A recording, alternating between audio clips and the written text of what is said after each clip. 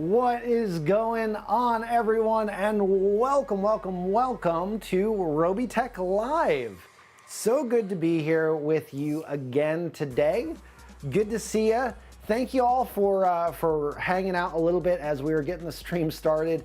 We had a couple of technical things that we were trying to figure out on this end of things, but it is good to see you. DJ Techno, I see that. Hydrate. I did not do a great job of hydrating yesterday. I sound a little hoarse. One might say that I sound Shetland, like a Shetland pony. Now, I was talking a lot yesterday, but no, feeling all right, feeling good, ready to get into the stream. Hey, Ron, Blue Horse Studios, good to see you here in the chat, buddy. If y'all aren't following Ron, like, this dude does legendary custom PC work. You guys have probably seen his work. If you've been around here, you've seen his work a ton on the channel. I know that. But if you follow like NVIDIA, like, he's done some custom GPUs for NVIDIA that are just, oh my word, stunning. Absolutely stunning work. Good to see you in the chat, Ron. Just want to do a couple of things real quick on the front end, a little bit of housekeeping stuff. So Lansworth, thank you so much for the 5 gifted subs. We appreciate you starting our stream out with that. We had a couple of follows too on the front end here too. So we had a Serenade, thank you so much for following. You are good.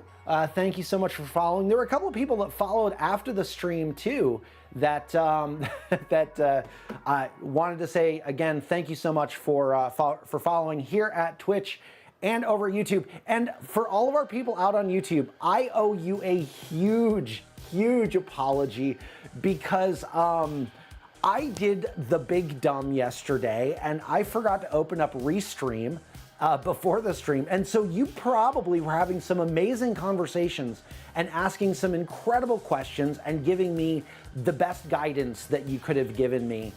And I saw none of it. And so for that, I am so sorry.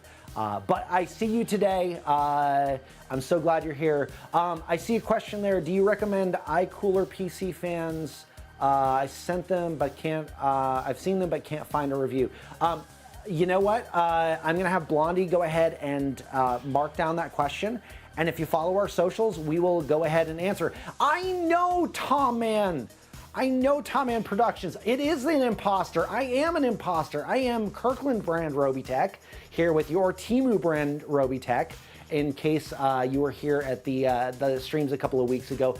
My name is Damien. I have the privilege of being the lead writer here at Robeytech, also known as Pastor Dame in our Discord channel. So if you've seen me, if you've seen the name around, that's this guy. If you don't like the jokes that we tell in our VODs, that is also this guy. So yeah. You know what? Somebody made a comment here about shaved Robey. Okay, Joshua Wood said something about shaved Robey, and I was this close. I was this close to getting a fake beard for the streams. It was just there was just not enough time. And I didn't want to get into a situation where I got something and then had like an allergic reaction all over my face. And had a situation where we had to cancel the stream, or you had to look at like terrible visage throughout that. So anyway, maybe another time. But you know, it's funny. I have been told that like we're cooking something actually a little bit in the background. It's uncanny right now, but like I hope that we post it on our socials because it is so stinking funny. Connor, did you see the picture that was in our Slack chat the other day that Sean posted? Okay, I'll show you after the stream because it's just I don't want to say too much about it just because like if we do decide to do something with it, it's going to be great. It's going to be great. Okay, guys, to the build. I am very chatty today. I'm so glad to be hanging out with you guys. We do indeed have the new o11 Mini V2 here. And I'm making Justin a little bit jealous with this because he was like really eager to build in this case. And then he had to go to Virginia. And if you've been watching the socials, he is currently working with the NAS Oceana out there. So National Air Show Oceana, Blue Angels. I keep saying that he's training to be the next Tom Cruise, or he's training to replace Tom Cruise in Top Gun 3. So he's practicing his zero-G pullovers right now. So Kurosake, good to see you, my friend. I'm not Robey, I'm the Damien. I am the Damien. Would I be wrong to hit the emergency meeting button? You would not, you would not. But hey, we've got a banger of a build that we're gonna do today, and I'm gonna throw the parts list up here on the screen and just show you what we've got rocking and rolling here today. So this is gonna be an Intel Core Ultra build. We're using the Core Ultra 7 265K. That is gonna be in the MSI Mag Z890 Tomahawk Wi-Fi motherboard. For our GPU, we're using the ASUS TUF Gaming RTX 5070 Ti OC, which is gonna look really, really stunning with that MSI motherboard. For our RAM, we are using 32 gigabytes of DDR5 at 6,000 megatransfers per second. We're putting a 2 terabyte, since we're keeping it in the Kingston family, we're gonna use a Kingston Fury Renegade 2 terabyte drive there. And then the case, guys, the o11 Mini V2. Really excited for you guys to see this thing built. For our cooler, we're keeping it in the Lian Li family. We are using the GA2 LCD SL Infinity 360. And for our power supply, we're using the ASUS TUF Gaming 850W Gold. And it's gonna be great. It's gonna be a great build. We're gonna have a great time. And we're gonna get started on the motherboard. Yeah. Hey, real quick question here. We have done some pretty amazing RAM clicks. I'm really proud of the RAM clicks that I've been able to get. 104 yesterday. Pretty all right there. Pretty all right there. So I'm wondering, can I beat it? Can I beat my record? Is it possible? Is it possible? Gonna get those. I know Blondie's gonna get those RAM click predictions going here in just a mo. That's right, Apex Gus. 104. I actually think it was like 104.8. It was something like that. Like, it was crunchy. It was crunchy.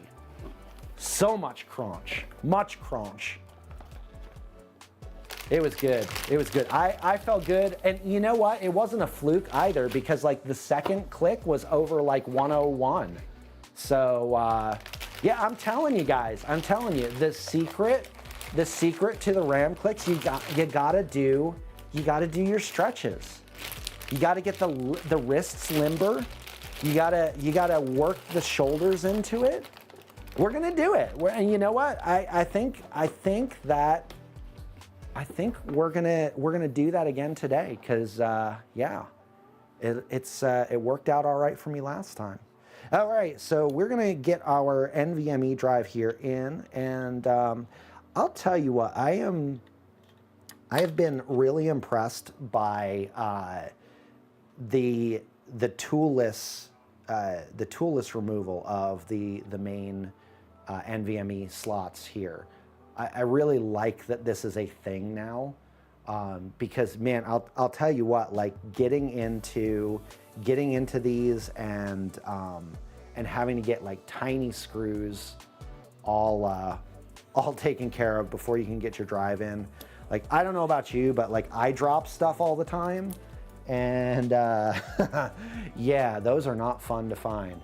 So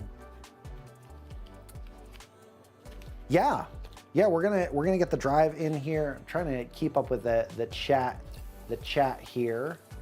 What happens when you use a hammer? Are you talking on the RAM slots or just in general?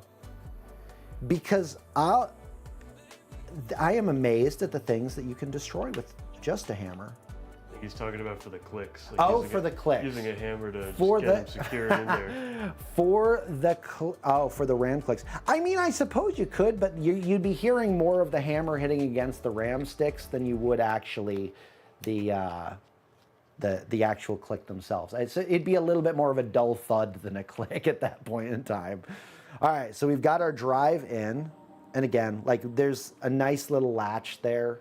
There's a nice little latch here. I'm gonna have Connor zoom in here and show that. By the way, everybody say hi to Connor. We got Connor on the camera with me today here. What's up, chat? We're having a good time. 999 dB. That's like limit break. Like what would be considered to be like the like Final Fantasy like limit breaker for RAM clicks? Like I feel like that's a thing. Whoop. That's not a thing. That's not how that's supposed to go.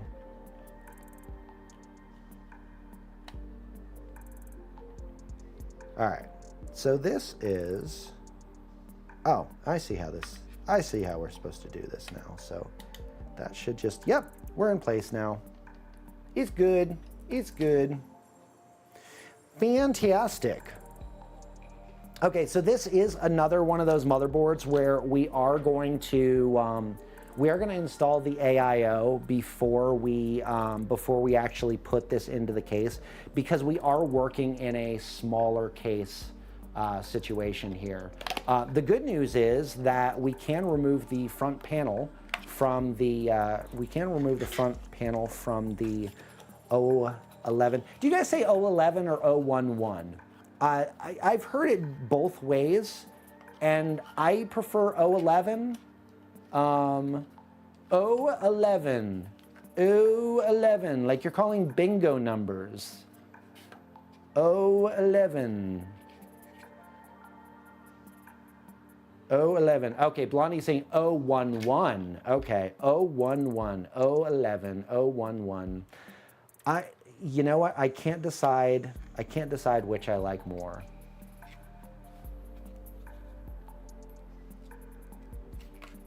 License to build, O11, O11.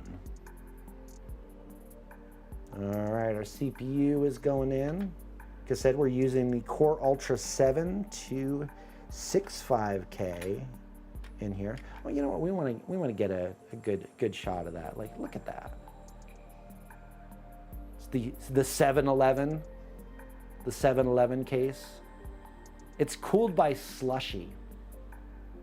Ooh, that would be fun. Like a slushy cooled PC.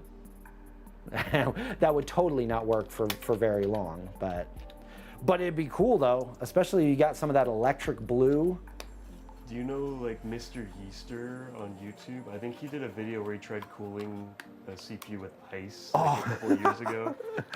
I love, and I realize like it's totally destructive, but I absolutely love seeing those videos of like people going like, hey, can I put, you know, such and such in my cooling loop? Like, can I cool my PC with milk? That is a bad idea. That is a very, very bad idea. All right, do we have predictions for our RAM clicks? How we looking there? I had the Lian Li Landcool 207 case. Never used it. I think I'll wait until the next gen Zen 6 comes out. You know, the Landcool 207 is a nice case. We're good. 97 or higher. All right. All right, so we need to get this in here. I predict that it will make sound. If I get the RAM sticks lined up right, which if you were on yesterday's stream, you would have seen that I totally had an issue with that. Like, just like I'm getting ready to do here.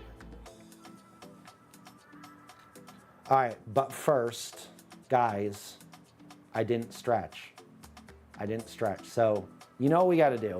All right, you gotta join me, you gotta join in with me here because it's not gonna work if I'm just doing it myself. So, all right, so I want you to get your arms straight out And I want you to pull back your wrists, pull your fingers apart, stretch, gotta warm up. And now you're gonna go the other way. You're gonna get the kind of inverse here, so make a fist. And we're gonna do one more time. Flex the digits, flex them, and go one more time. All right, so we got the wrists are all limber, the hands are limber, but we got to get the shoulders going. So we got to do our upright external rotation. So get your elbows at a 90 degree here. If you want to put your hands out like you got like knife hands or something like that, you can ball your fist too, but do the knife hands. We're going to take that 90 degrees up. We're going to do 90 degrees back, pull back like somebody's pulling on your shoulders. And we're gonna hold it for 5, 4, 3, 2, 1. Go the opposite direction, and we are good. All right, we are nice and loose, we're nice and limber. It is time for the RAM clicks. All quiet. Quiet on the green.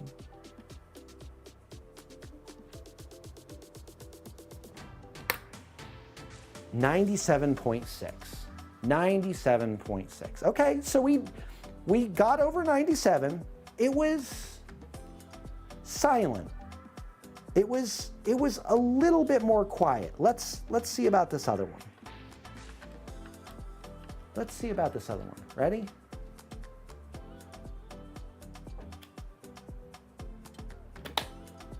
(97). Okay, they were both at or over 97. Not my best work, but I will say smooth. Not a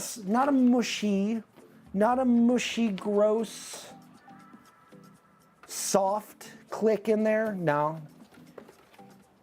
It was more clicky than it was like smooshy. So we're good. Okay, we are gonna start installing the AIO here. Again, we're using the Lian Li GA2 LCD SL Infinity 360. Check this out. Blam. Blamo.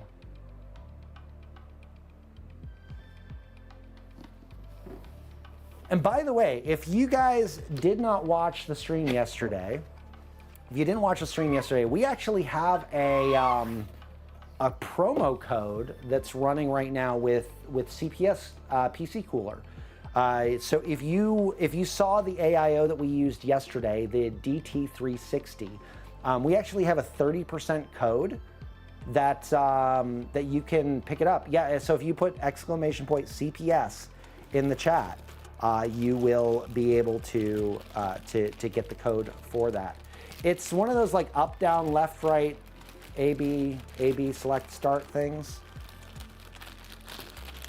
Okay, so we've got our Intel bracket here that we're gonna need to use. And this is partly why I'm doing this outside of the case here, is because sometimes with these brackets, there can be a little bit of a little bit of wiggle. And so I wanna make sure that, that we have everything in place the way that we need it. And I've got to find which is the right hardware for this, because there are definitely different pieces that we're going to use. All right, so this is an LGA 1851 socket.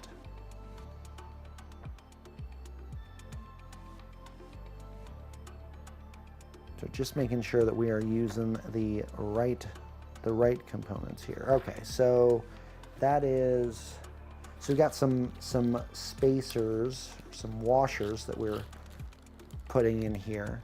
Little rubber grommets. By the way, happy Friday, everyone. How's everyone doing today? What is and if you're in a Discord, I know that a bunch of you, like in the morning, you're part of the brew crew, and I love seeing all the coffee pictures that y'all post on there.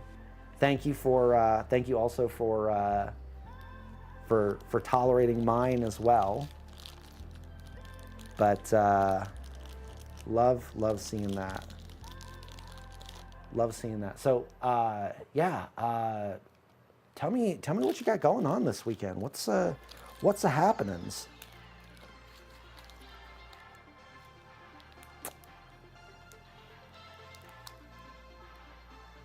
All right, I do want to show this off real quick because this is a little bit, I don't know if you're going to be able to see this on the stream. We're gonna try to. Yo, what's up, Captain Beard? Good to see you, Kevin. As always, good to see you, buddy. Okay, so just a little bit of a difference here. Like we have two different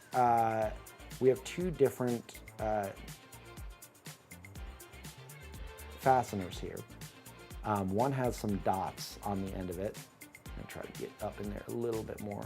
So one has some dots in it. One does not. We're gonna try to focus. There we go. There we go. One has some dots. One does not. The one with the dots is going to be used for Intel. The one without is going to be for AMD. And since we are not doing an AMD build, we're just gonna go ahead and put those right back in yaw. These are also the AMD brackets. There is a bracket that is, I believe, is pre-installed on the pump head here, though I feel like I am missing something. I feel like I'm missing something, guys. And I need to consult the instructions one more time because I'm feeling like there needs to be like some type of spacer in here beyond the small spacers that we have. I could be wrong. Okay, because if you look here, and here's my concern. Braxton, who's this build for? This build is for the lulz. This build is because we can. Because we get to do cool stuff to build cool stuff for you guys. Show you neat tech. It's a showcase the case. Okay, so if you notice here, like this bracket here is offset from the cold plate. So this does kind of make sense that it sits down in there, and you know, hey, we do have pre-applied thermal paste. It does not look like there's any like covering in here, so we don't have to worry about taking any plastic off of here. But okay, what I was concerned about is usually like there are spacers, like there are thicker spacers for the AIOs to make sure that they sit off of the VRMs. But it does not look like those are here. I'm gonna just double check the bag again. And as always, like every AIO is different. And so like you always wanna just make sure you read the instructions. I mean, you're talking about, you're dealing with thermals on your CPU, and so you want to make sure that it's set up for success. But no, this is definitely, the instructions are definitely saying that this is the way we go with this. So we're gonna trust that Lian Li knows a thing or two about a thing or two. They do also include thermal paste here. Interesting. So there's thermal paste. Okay, have you guys seen this before? I don't know that I've seen this before, where there's thermal paste on the actual AIO, and then or on the cold plate, I should say. And then there's also, okay, that's what it's for. Never mind. I just wanted to confirm here. The extra thermal paste is if you were doing a second installation. So how about that? How about that? Pretty sweet. Justin Robey had a show, and on that show he built PCs, Sorry, I don't know where the button is. Otherwise, I would press it. So you're left with me. You're left with my interpretation of the AIO song.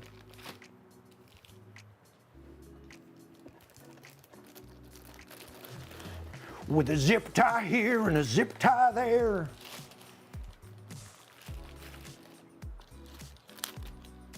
Something, something, and a blondie but geeky. Justin Robey had a show. E-I-E-I-O. That's if Scott Stapp was singing the AIO song.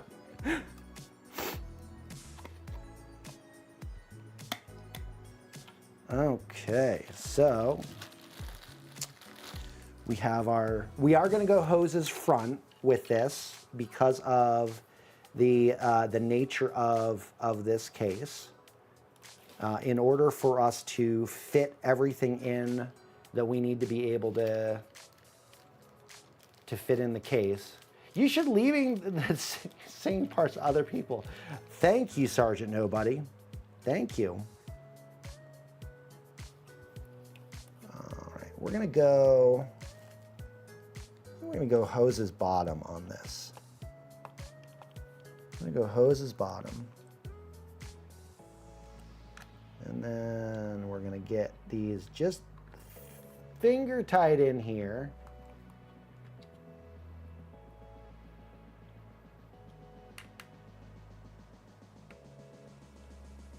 We're gonna get these finger tight in here just to make sure that we're holding this in place before we tighten it officially down.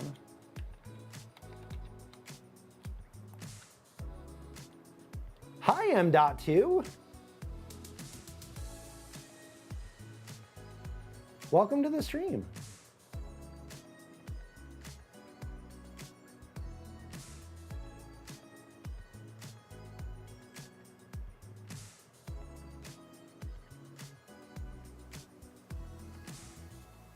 Also seeing DR Ammons following. Good to see you in the chat. Welcome, welcome. Glad to have you here.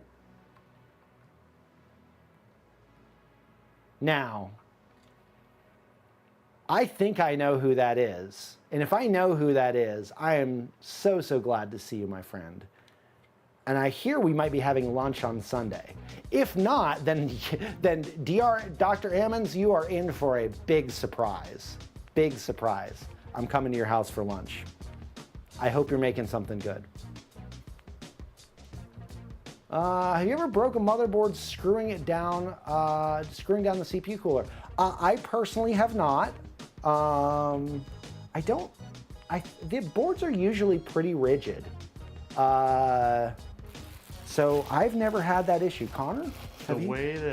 So I haven't personally, but I understand like the easiest way to do that is if you are, it usually happens in ITX builds. Okay. You're trying to screw down a cooler and then you miss the screwdriver threading, or like you're trying to push too hard down and then the screwdriver slips out of the screw and you essentially stab it into the board. Oh, snap. I have heard of that happening. It's definitely a clumsy thing to do, but anyone is capable of that. Hey, Nobody's listen. perfect. So, speaking of clumsy, so this is a real story here. I have a hammer, like the hammer that we have in our toolbox, literally has Dr. Destructo written on the head of the hammer. It was a wedding gift from my best friend's parents, because I may have destroyed a thing or two in their house, not purposefully, not like, not going on a rampage or anything like that. It's just, nature of being clumsy. And so yeah, as a wedding gift, they got this hammer and they wrote Dr. Destructo on the head of it, and then underneath it said, so you can destroy things easier. Like, it is the most precious gift. It is the most precious gift, and I cherish it. I absolutely cherish it. Okay, guys, we got the AIO on, we've got the RAM in, we have the NVMe drive in. It's time to start taking apart the case and prepping the case for the rest of our build. How about that? Smooth sailing so far. Smooth sailing so far. All things Thor. Yeah, they did not quite gift me Mjolnir. I would be a menace with Mjolnir. All right, so on to this thing. Now, I do want to show you guys, as we're taking this apart, I do want to show you guys a few things that are pretty interesting with this particular case. And I'm going to disassemble it here just so that I can point this out easier. One of the things that's a feature of the o11 Mini V2, and there's a lip here that I was getting the top stuck on. But one of the features of the o11 Mini V2 is that if you look down here, so there's a little spot right here that actually, if you got this out of the box, you would not see this, you would see the I/O. You would see the I/O. This can actually be moved from this position down to the bottom. You can open this up, leave this out. I mean, you could really do that with either spot here. But if you also look inside the cavity here, there are a couple of covers that you can remove. Like if you want a little bit more airflow, if you want to move these fans up or down in position, excuse me, if you want to move them up and down in position. This one is a little bit more challenging to get out because we have a GPU support bracket that is that's built in here that actually like raises and lowers for your GPU, and it does have a couple of positions too. So if you do have a longer GPU, you can slide it back a little bit. But yeah, kind of neat perk. Kind of neat perk with the case. The ports are not aligned with the Mobo, I noticed. The ports are not aligned with the Mobo. Do you mind elaborating a little bit about that, Aaron? I'm gonna go ahead and put that in here a little bit. So one of the things we do want to do, and just to give you a little bit of, you know, kind of insider, just kind of an insider like prep for this particular build. So we did replace the fans in this build. And by the way, if I don't know that anybody asked yet, but it is in the title. The ports are on the right side of the Mobo, and the Mobo is on the left.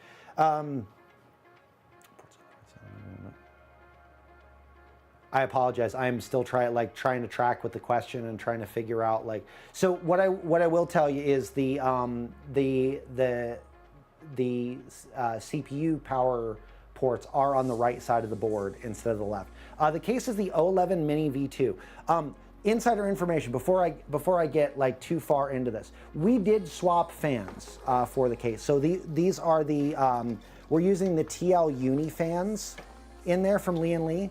Just because, I mean, they're beautiful, but also we really want to make a beautiful showcase. These do come with reverse fans, and they are daisy chained too out of the box. So pretty awesome, pretty awesome.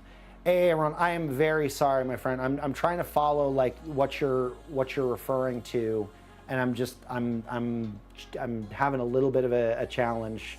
I know that so we've got the ports on the upper side here. But anyways, yeah, sorry, scatterbrained here. We swapped the fans out beforehand. Part of that was we wanted to make sure that these ones were going to fit. We had a little bit of a challenge yesterday making sure that everything could fit in the case. But one of the things we are going to need to do is we are going to need to remove the bottom fans, which it's actually pretty simple to do because these fans are on a bracket. I actually really love when there is that option to have fans on a bracket, because it just makes the installation, and if you have to do any work to remove things, it just makes it that much easier. So imagine how much time I could have saved yesterday. Have you ever considered a caseless PC build and mount the parts on the wall for science? Hey Blondie, I want you to clip that one, because I want to like talk about that in more depth. Actually, like, I want Robey's take on that in depth. I know someone that did that.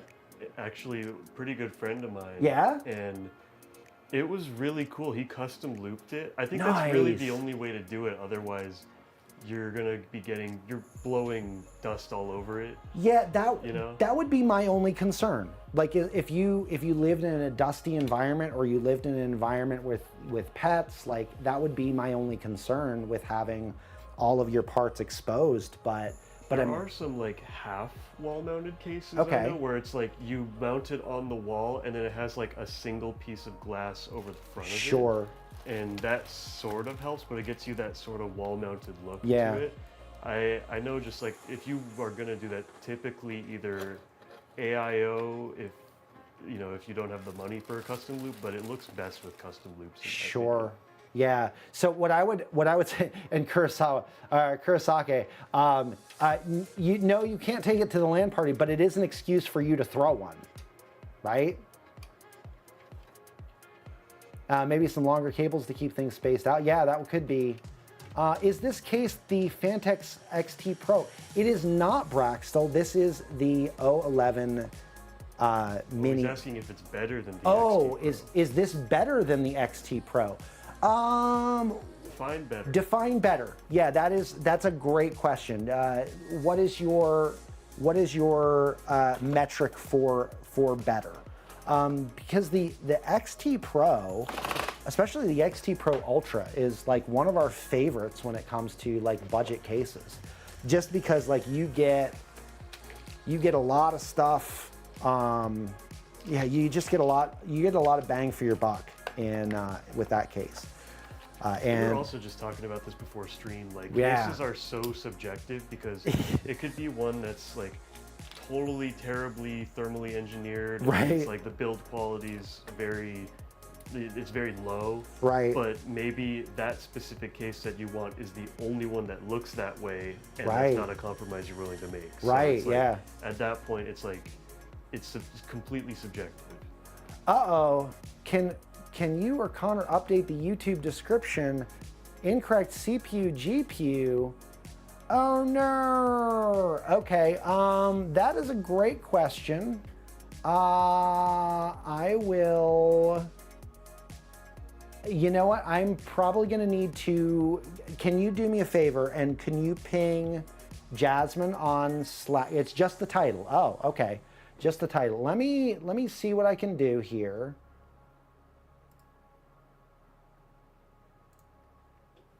And you guys are gonna have to forgive me because I am not the guy who typically does all of the setup stuff and things here. Would that YouTube Studio Live? You should be able to see the stream.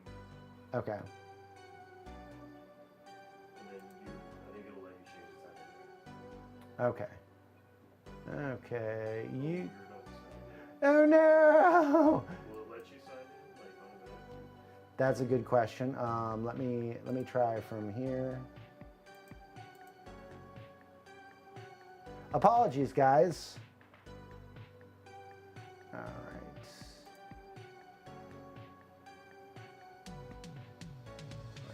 Okay, and then yeah, you're right. It is totally the wrong. Okay, so YouTube Studio, you said, and then.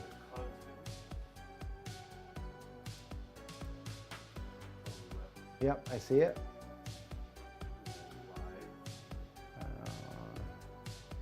All of the pop-up windows.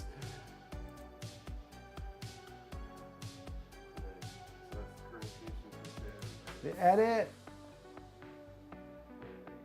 All right.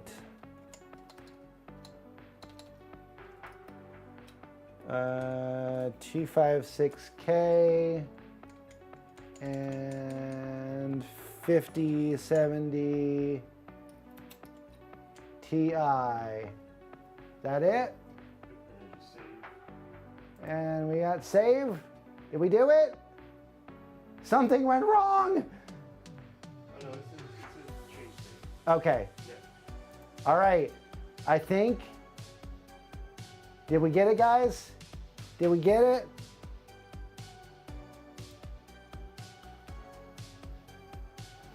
Did we do it? Did we do it?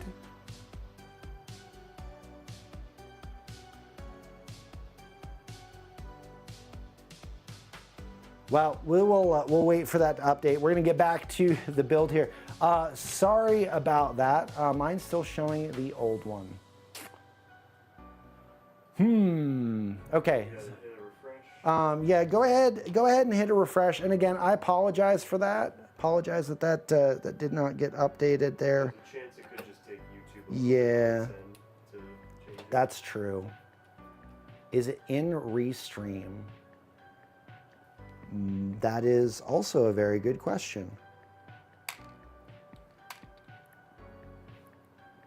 That is also a very, very good question.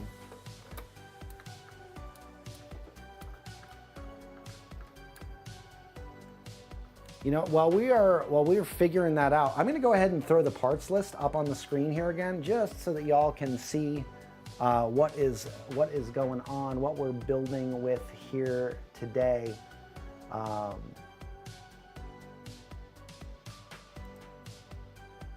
We've got a fantastic build here, and it's coming together. It really is.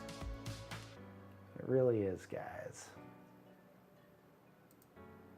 You know, I wonder if it doesn't like that you're trying to change the title while you're still live. That is also entirely possible. It may not like it. So I see two. Yeah. Yeah. Again, apologies to all you guys over on YouTube. Big apologies for that. Don't mean to hoodwink you. Don't mean to hoodwink you with the build here. It's still going to be a pretty build. It's still going to be a really, really pretty build once we're done.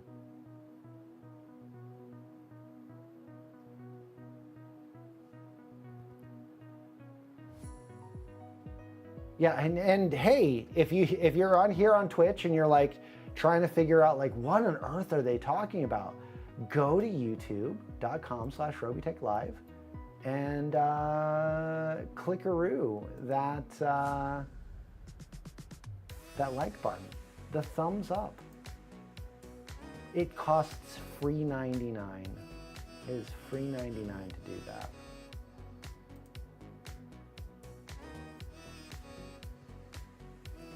Epic streamer moments here, guys.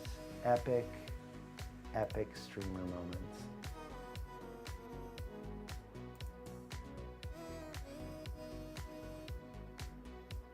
Okay, yeah, I am showing that this. Okay, so the title is showing up for me in the thing here.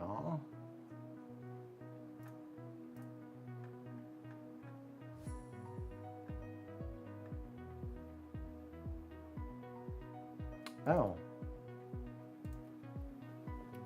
It did switch back.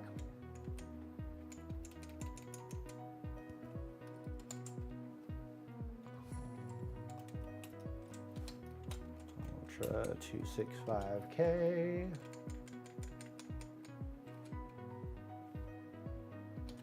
5070 Ti. Oh, that's YI. There's no such thing as a 5070 YI. All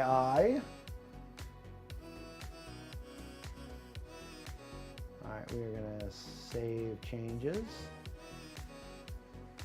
It says the changes have been saved. It says the changes have been saved. If you wouldn't mind, go ahead and do a little refresh. That would be awesome.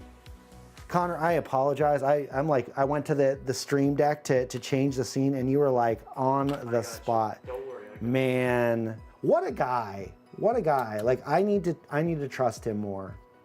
Not that I didn't trust him. Hey, it did it. Great success. First try. First try.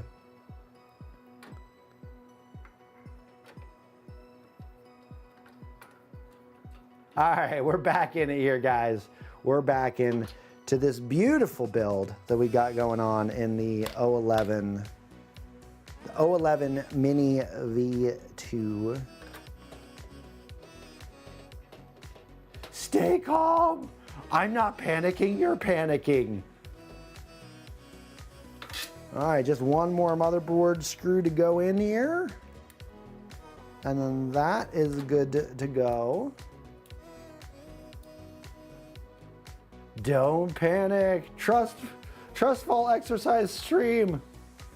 Man, I'd like to know is how much faster. I might build one. Hey, you know what? I changed it on YouTube, Blondie. For some reason, the original change did not take.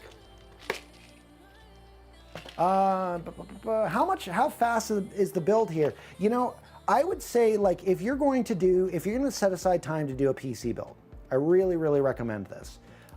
Give yourself a couple of hours. Give yourself a couple of hours. One, so that you don't feel so rushed when you're trying to do your build, because you will always run into something unexpected. Like, if you watched the stream yesterday, I have built a number of PCs. Not as many as Robey. Definitely not as many as Robey. But I was running into situations during the build where,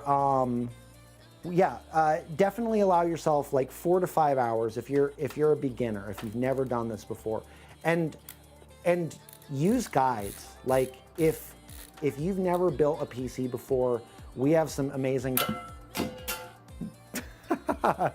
I think I might have unplugged you. Did I unplug you? I heard something unplugged too. Are you good? Are we good? You did unplug it. I did. Uh-oh. All right. We're gonna unplug it and plug it back in. Okay, we're good. Sweet. Yeah, I wasn't able to change camera angle. Oopsie. Oopsie. All right, yeah, I would say give yourself at least 4 or 5 hours to try to figure things out for yourself. And again, go slow, take your time, be patient with yourself. Again, if you've never done it before, like, you're learning a new skill.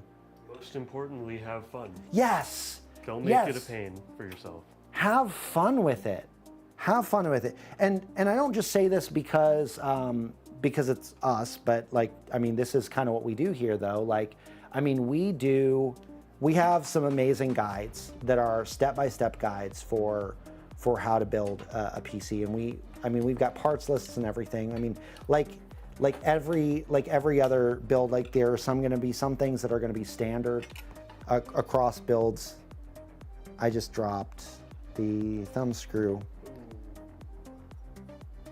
You know, the good news here is that I don't need it. The bad news is that I'm probably going to step on it here as I'm walking around the cave. I can't either. Also, another thing, like, this is another one of those reasons why you want to afford yourself more time, is because you will drop things. You will drop things. We'll figure it out. We'll find it. It's fine. It'll be fine. Totally fine. These things happen. Okay, so for now, what I'm going to do is I'm going to, just so y'all can see what I'm doing here, I'm going to tie down just gonna stick this in here. That's our pump head cable for the AIO. I'm just gonna tie it down here for the moment, just to hold it into place while we're doing other things. Because we do want to make sure that before we install our AIO, we want to get all of our front cabling plugged back in. We want to get our bottom fans plugged in. We also want to make sure that all of our I/O, front panel connections, all of that jazz is all taken care of. And then we'll come back in here and make everything nice and neat. I do appreciate, check this out, like I appreciate that these cables are nice and thin, and they're not very rigid either. So that's gonna make for some great management later on. All right, so we've got our audio cable. We do have to take a trip to the ketchup and mustard stand with these. So all the like condiment colored wires there. It's like every color of the rainbow. It really is. So we joke around about this a lot in like our PC case reviews, but like we have actually seen though, there are some manufacturers in some cases, like the Corsair Frame 5000D is actually one where they matched the color of the mini cables with the case. Super handy, super handy. We do have a unified front panel connector here too, so we don't have to worry about like looking at a manual and individually plugging those in. And I'm gonna go ahead and feed these through the bottom here. You may also notice that there is a grommet pass-through that is down here too. And so that is one of those areas where like if you have cables that are because of the height of the case is a little bit shorter, like if you have cables that are running through here that need a little bit more space to live, like they literally like put a grommet down there for them to bulge out there. Does that go outside of the case? It does, yes.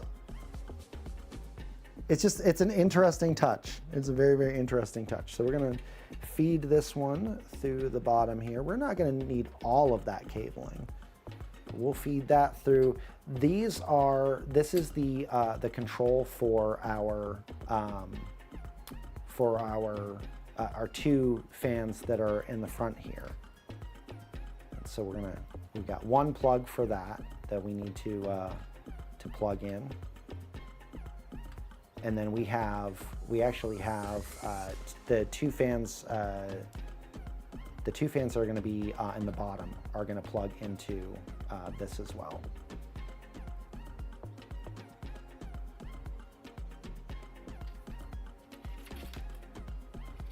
All right, we're going to flip this over, plug in a couple of cables. Ketchup and mustard cables.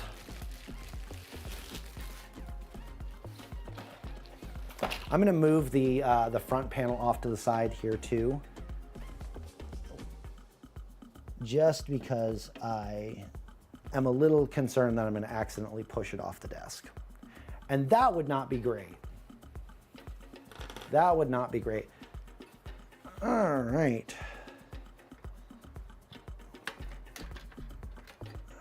We'll get the audio. We'll get the front panel connection plugged in right meow.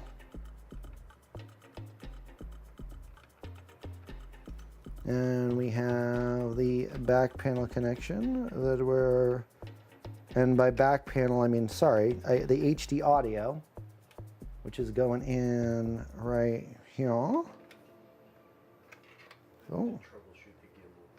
Okay. Okay.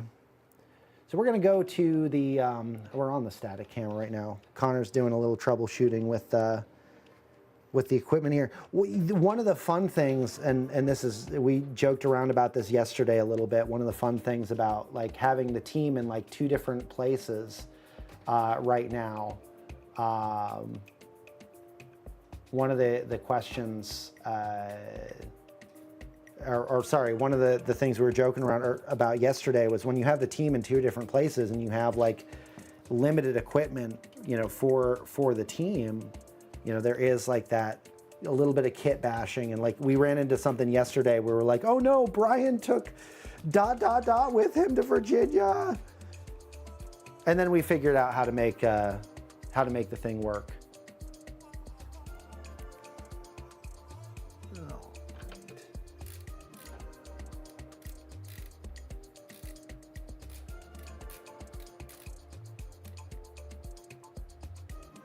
Alright, so why you chose the Fanix XE Pro versus this case, per se, for my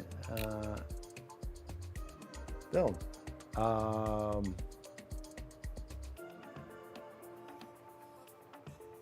That is a great question, Braxel. That is not a question I can answer, though. All right, we'll do the USB cables next. And again, I'm trying to get things in a place that's visible for you guys, so you guys can see what I'm working on here.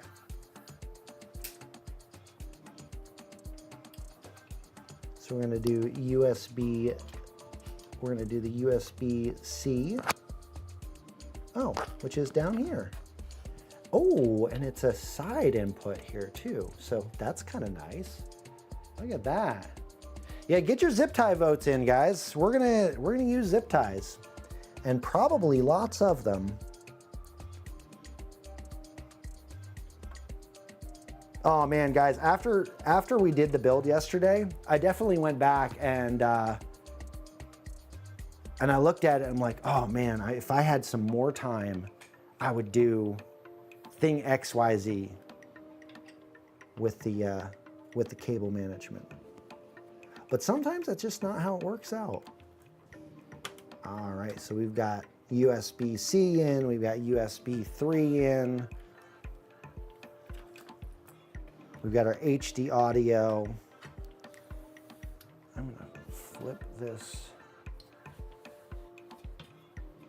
over for now. And then I'm gonna use the tie down that we have here.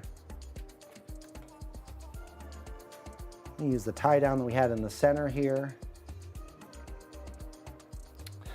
Real zip ties or imitation zip ties? Demind Red 81 just finished a 265K and 5070 Ti build in a Core 6500X case. Yo, let's go. Hey, listen, if you're not a part of the Discord yet, go, or if you are, discord.gg/Robeytech. Please drop us a picture of your build in there. I just made a realization here that our zip tie, our Velcro tie that's right here, is actually looped around the other side of the case. So like under the motherboard? It is yes, it is looped under the motherboard.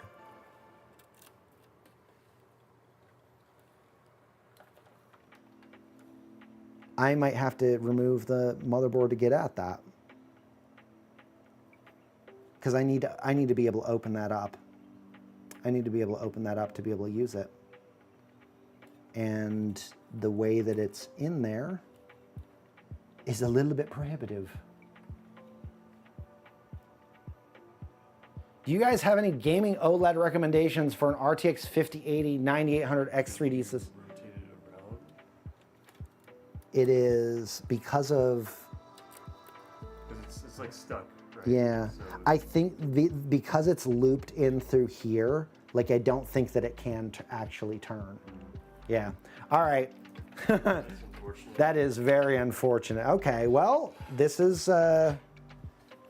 one of those things that you learn.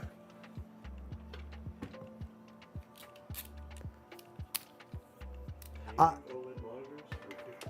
Oh yeah. For one thing, we love OLED.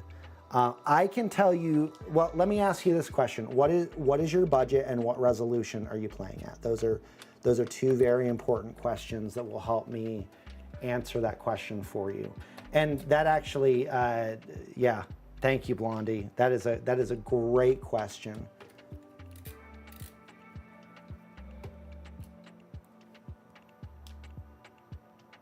We've actually tested a number of OLEDs. I can tell you, man, I can tell you for the most part, 1440p or 4K for around $1,000. Yeah. Okay. So what I will say, personal opinion here, totally personal opinion here from my experience. If you're going 32 inch, I would look and see. Okay. What I would recommend if you're using a 5080, I would actually recommend that you look at a 1440p monitor. And the reason I say that is because, and again, this is personal preference here, totally personal preference here. 5080 is a great card, stellar card at 1440p.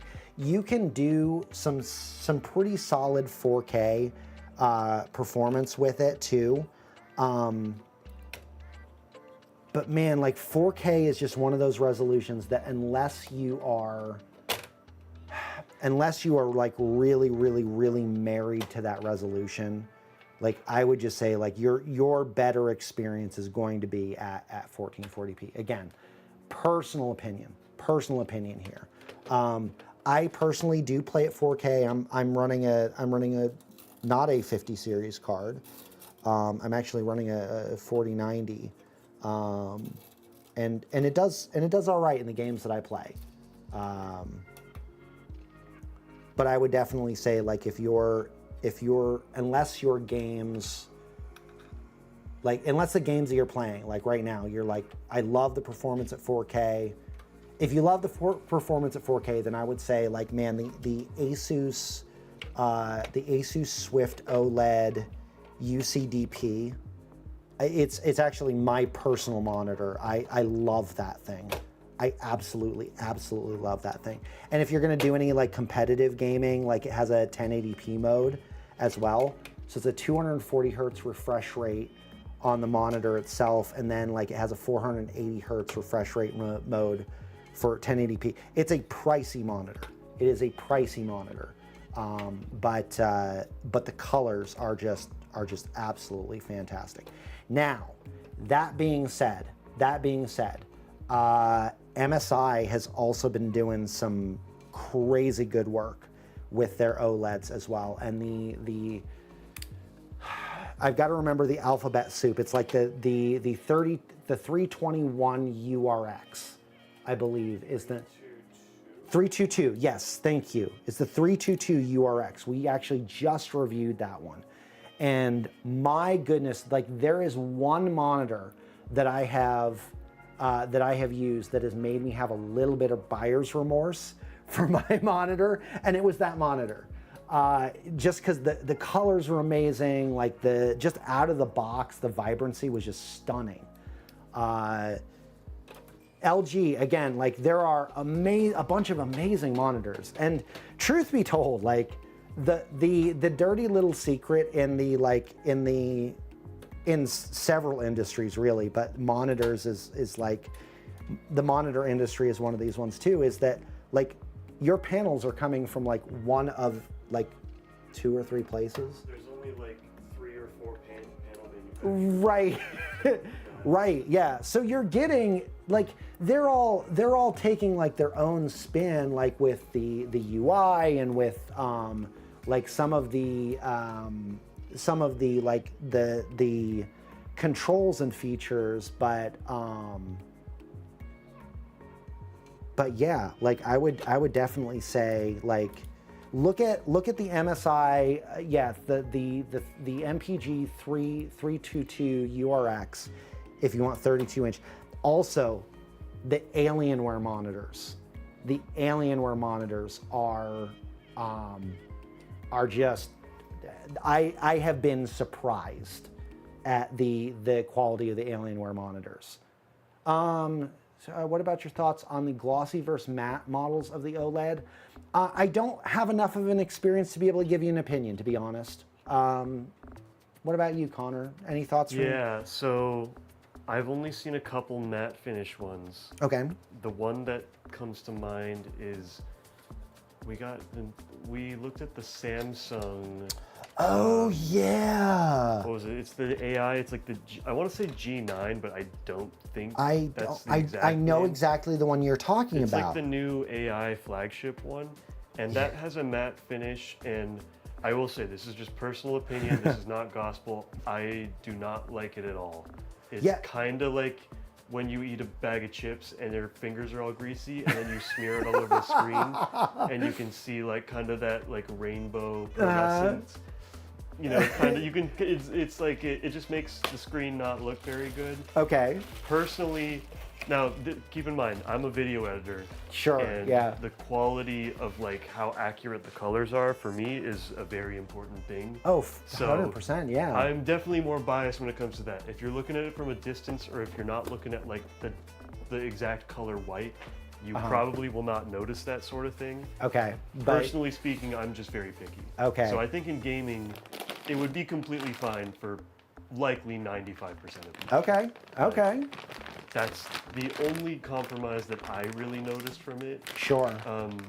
It's actually, I believe it's pretty similar with, I'm also a photographer, and there's sort of a similar conversation between glossy versus matte prints. Where if you print your photos on glossy paper, if you look at it at the exact angle where there's no reflection, the colors will look more vibrant and there will be better contrast. Okay.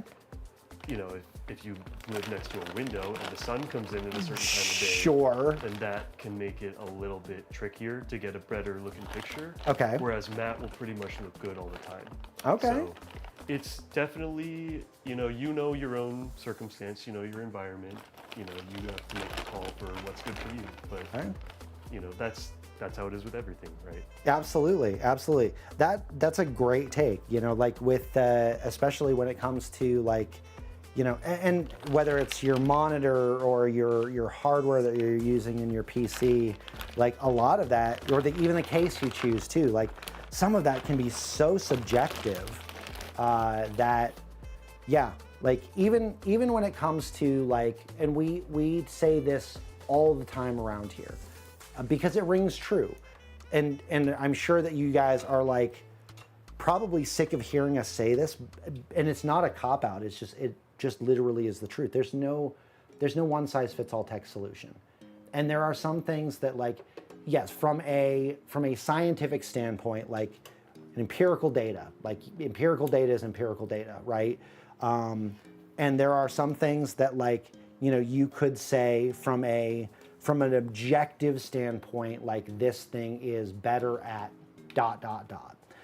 But for the most part, like a lot of it comes down to you. Like, what do you like? What do you do? What do you want to do? Like, even with like the gaming thing, like their advice on 4K versus 1440p, like, what do you want to play at? Like, what settings do you want to use? All of that really is, it comes down to you as the person, you as the user, and there will always be somebody that comes along and says you did it wrong, or you chose wrong when it comes to like, you know, your parts or your case or whatever. But at the end of the day, it's your machine, right? Like it's your machine, it's your setup. Like, be happy, you know, be content with the build that you have.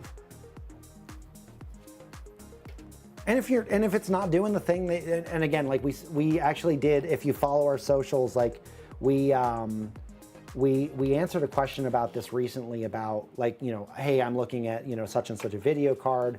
Should I, you know, upgrade to, you know, this other one?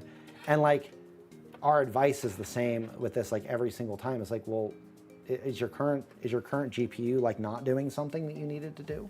Like, are your games that you want to play, are they not working the way that you... It's very easy to get into the cycle of like, you see a new product coming out and you feel like you need to buy it, and then like you kind of think about it for more than a week and you're like, no, I don't think I really need to do that, especially with how expensive a lot of stuff is. It's like, that I'm personally horrible with that. I see someone like, oh, I need that, and I have to tell myself like, no, you don't need that. Just do you know have what you need right now? Yeah. Do you know how hard it is? Like with every single like release that we get to see, like every single like new case and cooler and whatnot, like the absolute struggle that it is to be like, oh my word, I want that. Like I want to build in that. Like, okay, so like real talk right now, like because I am going through this like in my head right now with PC cases, because I use my personal case for my rig at home. I have the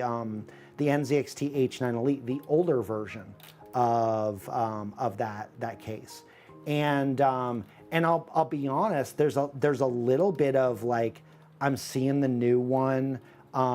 We haven't done our review of this yet, but spoilers. It's a fantastic performing case, and I'm trying so hard to not like give in to that thing that's the like, oh man, it's gonna work. It would work so good for my build. Oh, it would be so much better thermally. Yet those things are true, but there is nothing that is mechanically wrong. There's nothing physically wrong with the case that I'm using right now. And the only reason to do it would be to spend money. And I don't know, like that's not a good reason. That's not a good reason to do anything. It's just like, oh, I will just want to throw money at this thing. Unless you're just like ridiculously wealthy and you have money to spend, then, I mean, if that's you, then like let's have a conversation about that, because I have ideas. But no, I mean, like there's just like you do have to, Blondie, you're right. Like budget is one of those factors that like you always, please, like if there's one thing that I can ask of you, like never look at something that we're doing here and be like, oh, I have to do that thing because they did that on Robeytech. Like never watch one of our reviews and allow it to make you discontent with something that you currently have. Like, hey, if you're shopping for something, like we want to be an asset. Like if you're trying to learn something, we want to help you learn the thing. And we want you guys to have like the build that is going to suit your setup, your situation the best. And your needs are going to be different than my needs, which are going to be different than somebody else's needs, right? And man, like it's so easy to see like the new stuff and be like, Gib, I want the thing, Gib the thing. On that note as well, like that's why there's a wide variety of reviewers as well. It's right. A bunch of different perspectives. Oh, like some people really prefer they don't care about aesthetics and they only want the performance. Right. Some people want to know about the build experience side of things. Some right. people just want to see, like from a design aspect, like which parts go well with other parts, like right. which ones aesthetically look together, you know? Right. That's the beauty of having so many different reviewers, is like you have so many different outlooks to look at to make a better decision for yourself. Absolutely. And the only one who knows your situation, I mean, the person who knows your situation the best is you. And so, like, we just want to help you make wise choices. All right, we're going to do this a little bit differently than we did yesterday. We are actually going to go ahead and put the power supply in here, I think.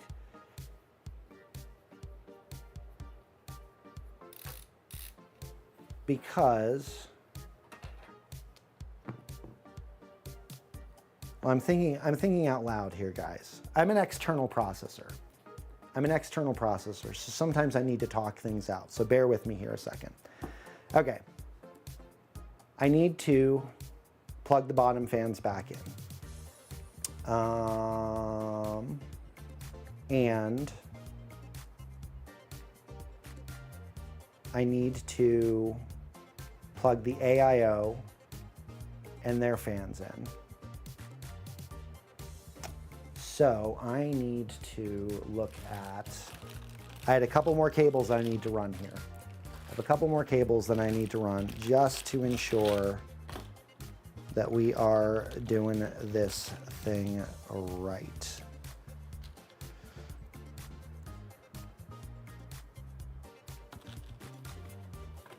And I'm going to want to consult a manual here to make sure that I am installing, that I have the right things plugged in for our AIO here.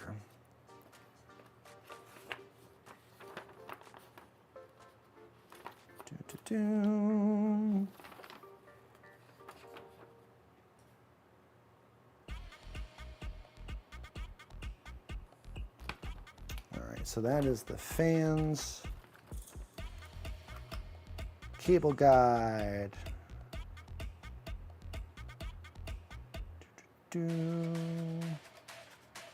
Okay, the reason I'm looking over this is because sometimes I've seen some AIOs where they will have two different types of connections on them, and sometimes you don't always have to use both of them. And so I just wanted to make sure that this was one that, you know, wasn't like that. So I'm going to make sure that we get the right things plugged in here. Okay, that is... Why do they have that opening in the bottom of the case for the grommets? Why do they have the opening at the bottom of the case for the grommets? So this here, this is, are you talking, so the grommet at the bottom is a pass-through. So if you have cables that are a little bit too long for the cable management tray, they can kind of like bump out here a little bit so they have a little bit of extra space to live. Or if you were, you know, doing something, let's say that you were using the AIO like we looked at yesterday, the DT360 from CPS, which, by the way, if you put exclamation point CPS in the chat, we have a code for 30% off of that cooler. Anyway, that has a detachable screen on it, that if you wanted to run that to the outside of your case, there is, you know, there's the pass-through to be able to do that. Obviously, this is not made for that particular AIO, but it is an option of something that that you can do.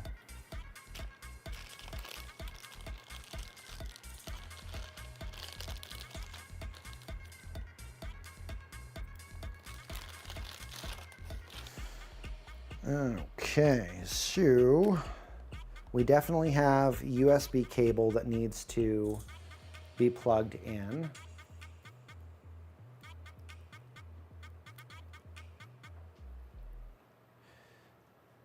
I looked up at the screen here and I saw you guys talking about the show Dark Angel, and I got like really excited there for half a second because I thought you were talking about the Dark Angels, the first chapter of the Space Marine Legions from Warhammer 40,000. Any 40K fans out there?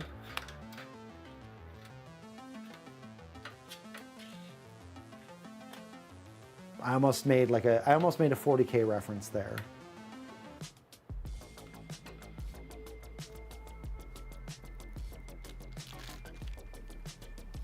All right, so we do have our L-Connect stuff on our fan there, which that is great. Connection guide to the fans. Okay, so we go from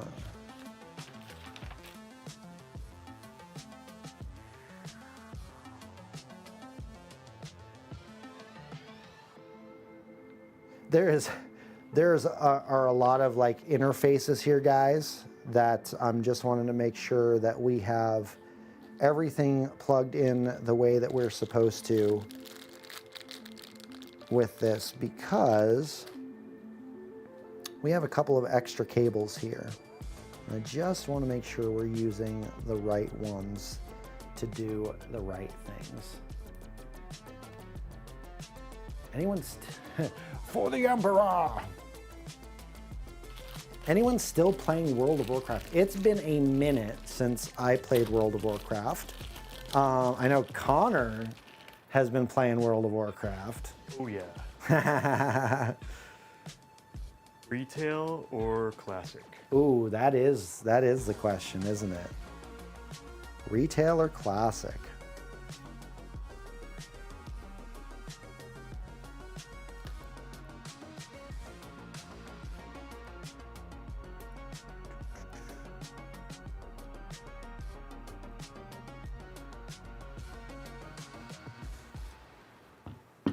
There still are a lot of people playing World of Warcraft. I'm very surprised. Yeah, it would be a lie to say it's as big as it was when it first came out. Sure. But there are still plenty of people playing. There's a very, very active community, both in retail and classic. Oh yeah. I have a streamer friend that, I mean, he goes hard in the paint with World of Warcraft. But he actually has like a really cool, really cool guild. Unity is the name of the guild, but like their whole thing is like just creating like a non-toxic space for gamers online, which I love it. I love that.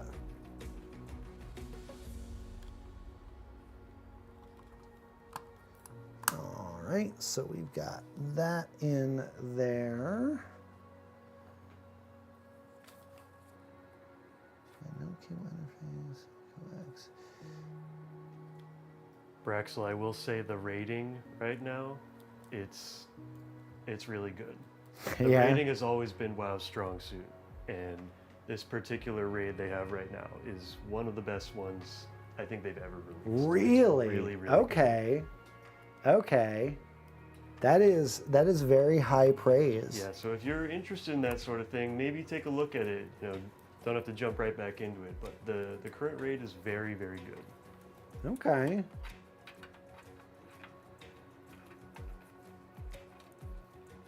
Yeah, we're kitting this thing out with Lian Li fans here. I'm on NBA 2K26. You know, I can't say that I've ever played a 2K game. I've never been a sports guy. I played 2K19. That was the last one that I played. Okay. And I remember when that came out, I think I played that for it was like 2 weeks where I was just like nonstop on the couch.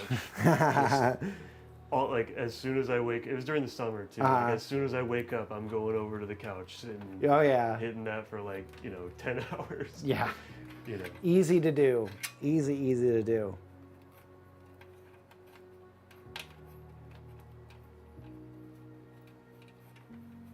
$2K is the go. Hey, what's up, Kevin? Good to see you in chat.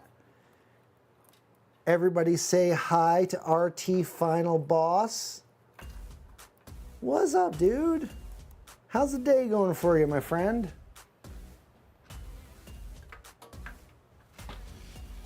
All right, we've got a thick cable coming off here, so that's all right. The good news is that we're going to be able to bundle those together real well.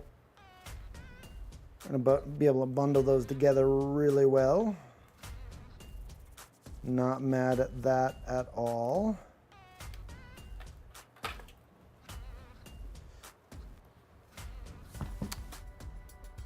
Before we put the AIO up top, we're going to do a little bit of cable ties in here.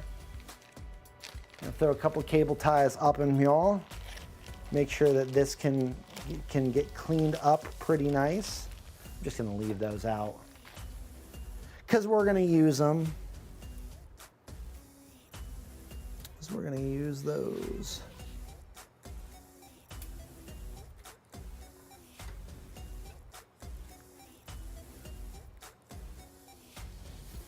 Yeah, Braxel, that is actually, what? Zenu, 10 gifted subs, what? Let's go. Thank you, friend. Appreciate your generosity. Appreciate your generosity. And thank you so much for your encouragement in Discord yesterday. So thankful for you.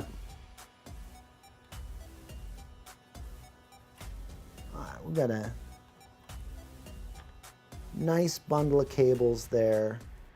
That's about as neat as we can get that. That's gonna be hidden pretty well by the AIO though, once we get that into here.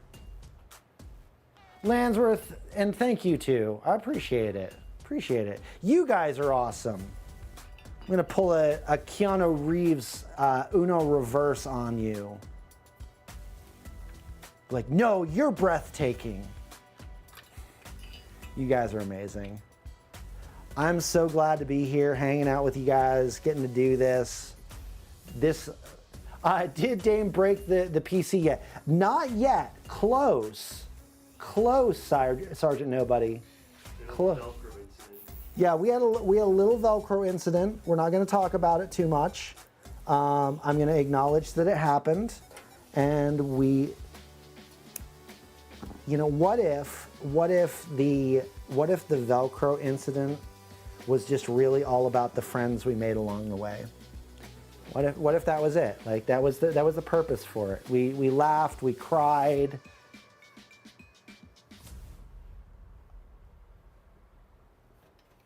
It was moving, it was touching. Okay, so I think what we're gonna do, because we have our AIO plugged in, we've got the USB for that. We have, I don't think, the one thing we're going to do, here is another thing that makes this grommet in the bottom really nice. Guys, check this out. So let's say that I, you know, did the oopsie doopsie and I, you know, put the fans back in here.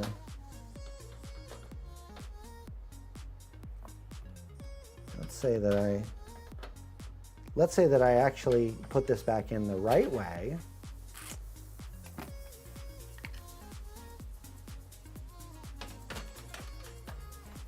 We like to call the correct way first try.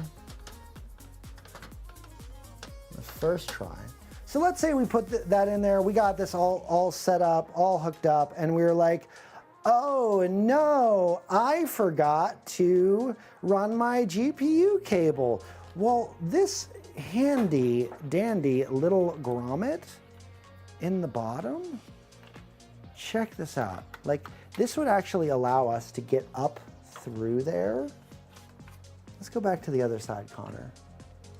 It actually allows us to get up through here and pass through without the fuss of having to remove those fans. That's actually really nice. So I'm gonna do that later because we're gonna need a little bit of space for our GPU because we're gonna vertically mount it in here. Divine Dragoon, so ever getting back into Destiny or not? I keep asking Blondie that same question. Now, you know, I'm a Destiny 2 player. I'm still in the game. I've really enjoyed it. I've really enjoyed it. I will say this though, like if you were like, you know, I had to walk away from the game and I walked away from the game after the final shape, I would say like, man, you know what? You ended the game at a good time. You ended the game at a good time. Because the end of that saga was so good. It was so good. Yeah, Sergeant Nobody, I'm kind of with you. Like I am enjoying the experience of playing right now. At the same point in time, like I'm also enjoying the experience of playing other games too. And so I've not gone nearly as hard in the paint. I've also been traveling too. So like it's kind of hard to be consistent with a game when you're like, when you're traveling. So, all right. I'm gonna thread the, I am gonna mount these fans back in here because I'm gonna run these fans back here.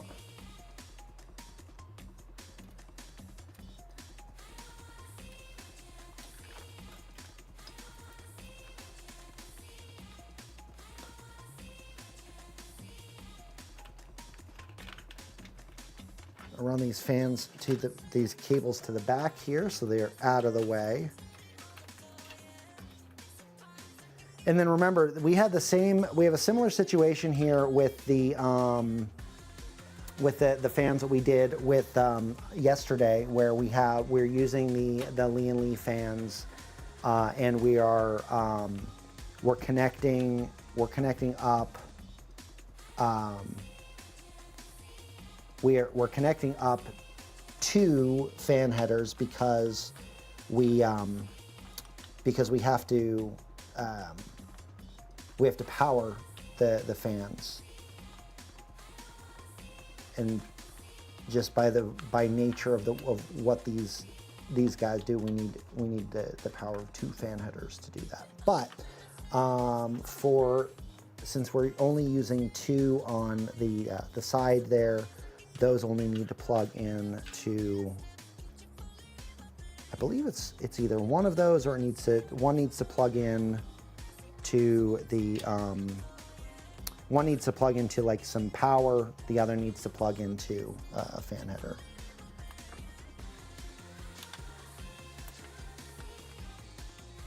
So we're getting in here.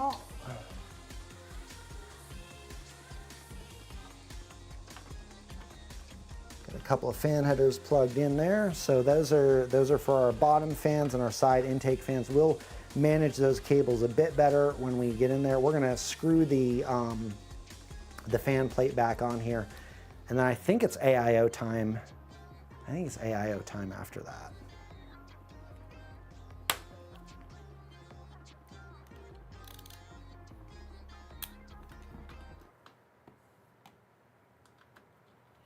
I apologize, the AIO is kind of blocking or the radiator is kind of blocking what I'm doing right now. We'll make it work. Oh, look at this guy. Look at this guy making the dream happen. Teamwork makes the dream work, and DreamWorks makes Shrek, so pretty awesome.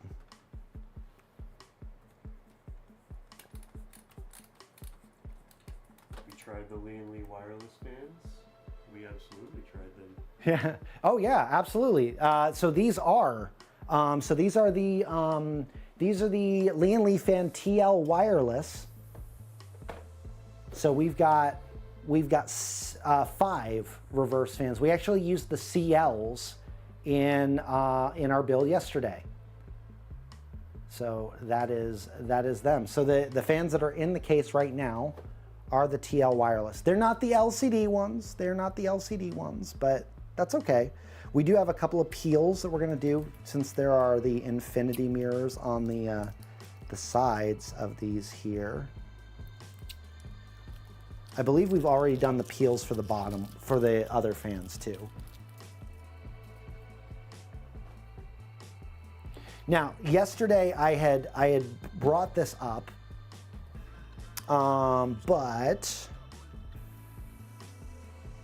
oh yeah, here we go. I'm like looking for the connection here for the fans, and I'm struggling to find it there a second. Okay, so this,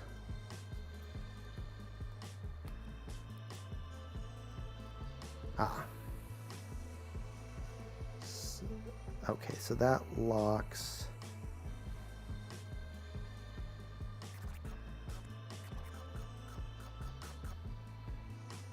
Okay, I'm picking up what they're laying down here with this. Okay, so we've got the module locked in here now.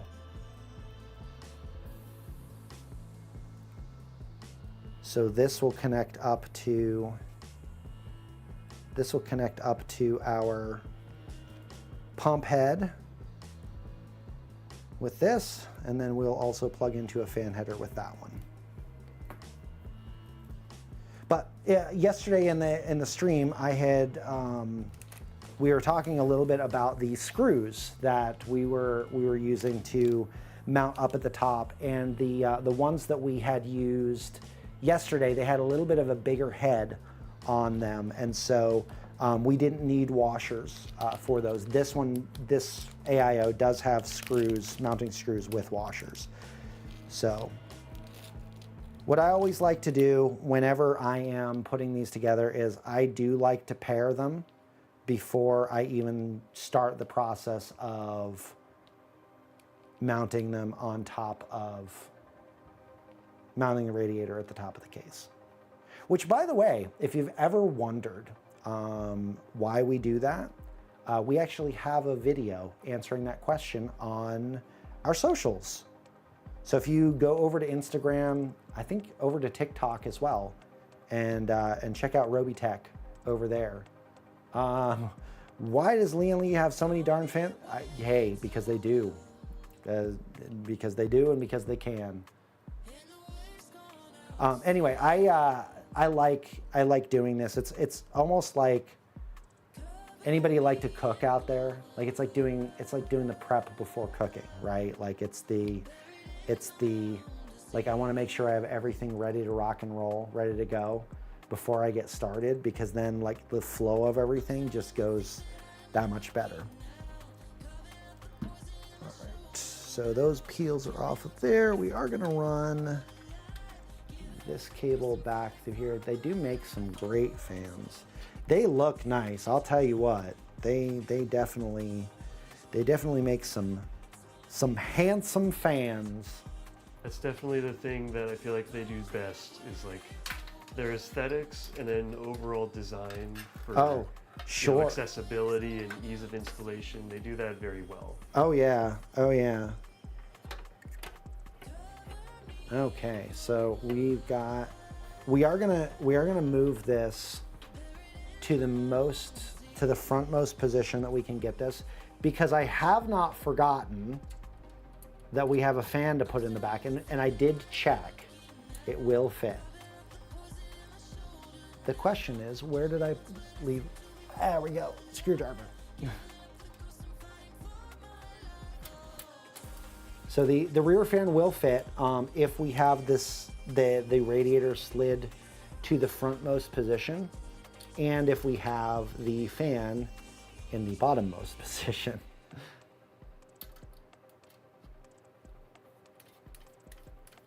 So we'll have a couple of things to plug in yet. I almost forgot about it. Who's making ribeye? Braxel's making ribeye tonight. All right, stream. We're gonna have a different kind of raid after the stream here. Kitchen raid. Okay, that is not. It is not wanting to go in. No, we're gonna save that one till last. I think it's just a little far over.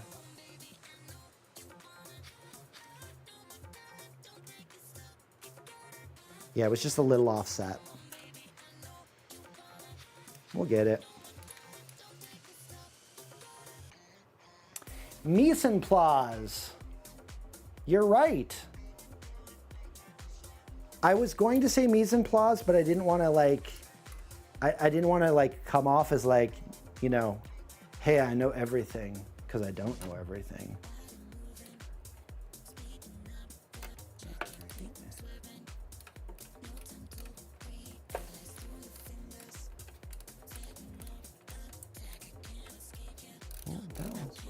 That one is also having a little bit of trouble too.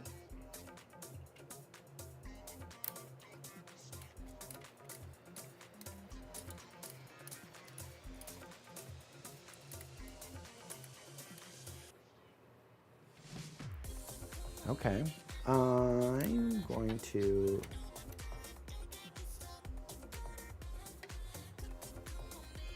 I think I just didn't have it centered well enough.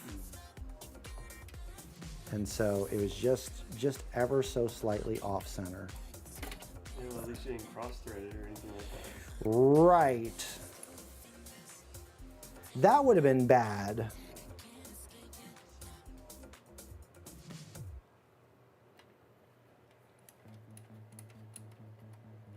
Oh, nice. Guitar Clinic with Red Beach was fun. That's awesome. So speaking of, since you said that he was the guitar player for Whitesnake, at one point in time, fun fact, the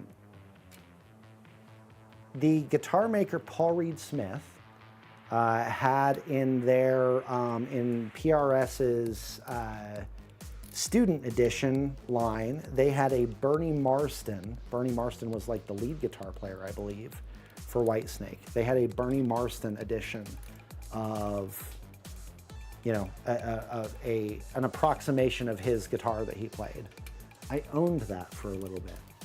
Not because I'm like a Whitesnake fan or anything like that. It was just like I was guitar shopping and it was like, it was the right fit for me at the time. All right, got that in. Looks pretty all right. I am gonna wait. Oh, hold up a minute. I gotta think this through here. We are vertically mounting the GPU, which means that we need to be able to come through the top here, which means that the AIO may need to be the last thing that, that goes in. How tall is the GPU? I mean, it stands off like pretty tall here. You know, we might have a shorter screwdriver. That might also be a play.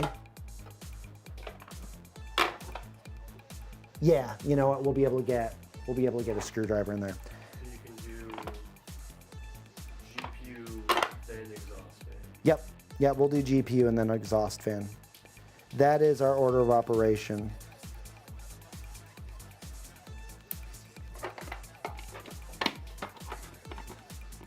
So, yep, it was a Les Paul style guitar.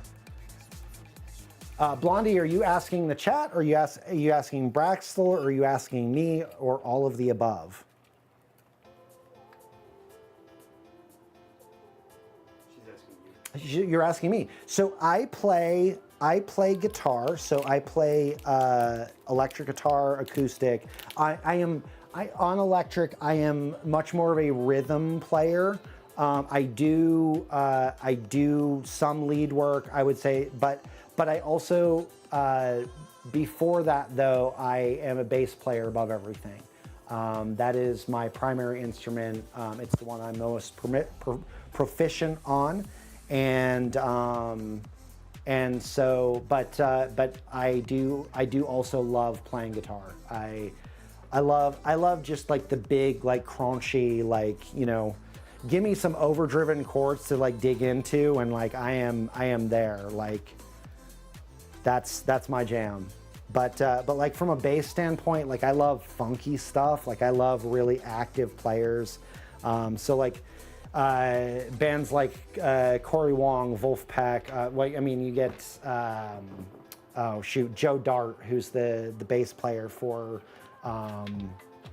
Wolfpack. I mean, just crazy dude. Then you get like bands like Cake that also just have like crazy good bass players. Les Claypool?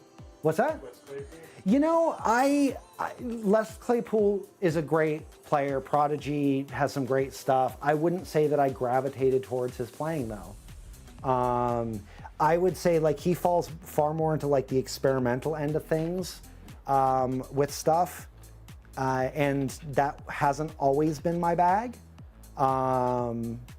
just preferentially. Yeah, just it hasn't always been my bag, but I can respect that as a player. Like, definitely, you know, definitely an iconic player in his own right.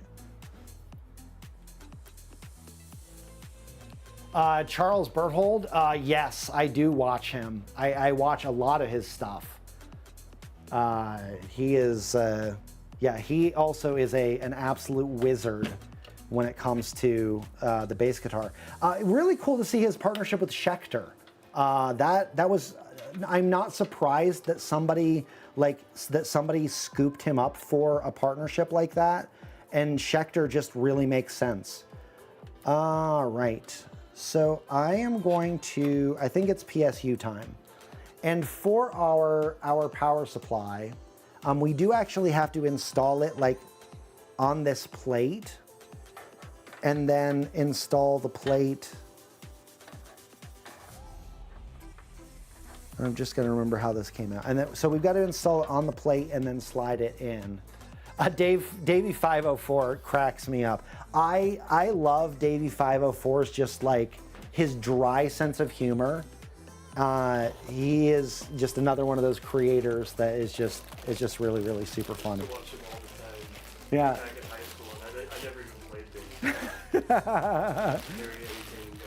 Yes, very entertaining guy.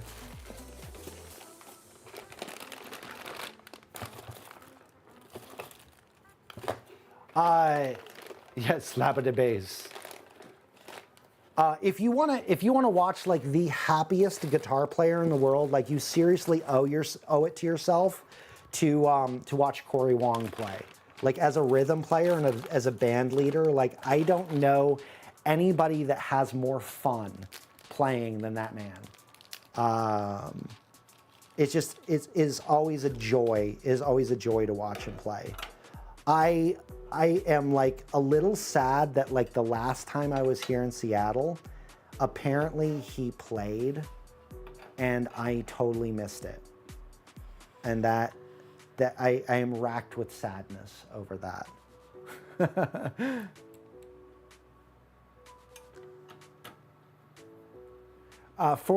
So I think I saw somebody in there, was it Joshua Wood that said that you're a bass player first too? Guitarist, and then, you know, bass player first, guitarist second. Bandmade. Oh, okay. So, yes, Bandmade is ridiculous. The PRS signature edition of her guitar of Kaname, her guitar is just, if I had infinite dollars, I would own that guitar because it is beautiful and it sounds brutal.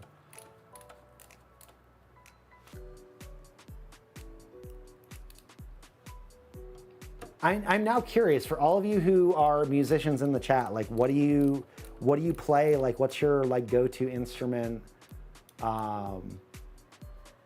Gaming for music, yeah. Music is one of those things that like that is also like an expensive habit. Rhythm guitar, Metallica sorts. Haven't gotten bass yet, but want one. Okay, very cool, very cool. So now you know, of course, the follow-up question is always like, what is your like go-to guitar? Like if you, what I should say is your desert island guitar. Like if you had one guitar to take with you onto a desert island, what would it be? Assuming that you had like power for an amplifier and pedals and whatnot.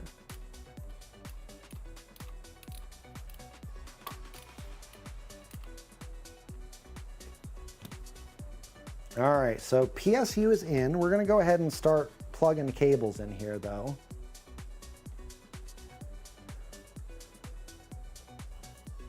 It's coming along, guys. All right, so those are our EPS cables.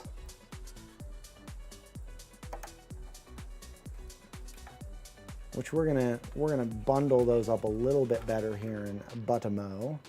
This is gonna be our power for fans.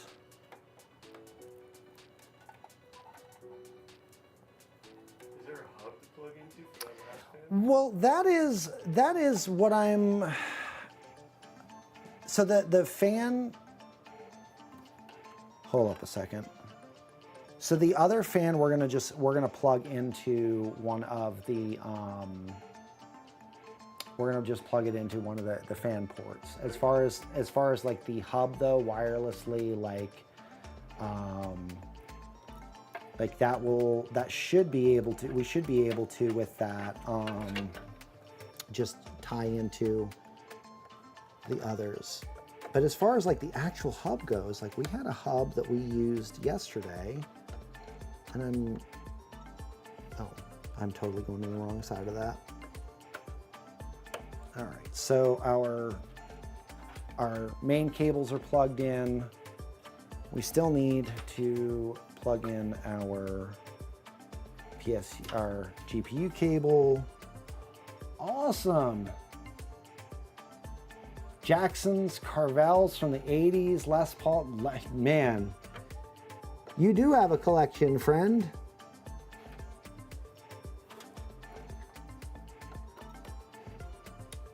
All right. We got a mess of cables. We're gonna come back and clean this up. We are gonna come back and clean this up. But what I do want to do is I'm gonna go ahead and get our GPU in here. And this is actually like pretty nice. Like Lian Li does include, so this entire panel swaps out.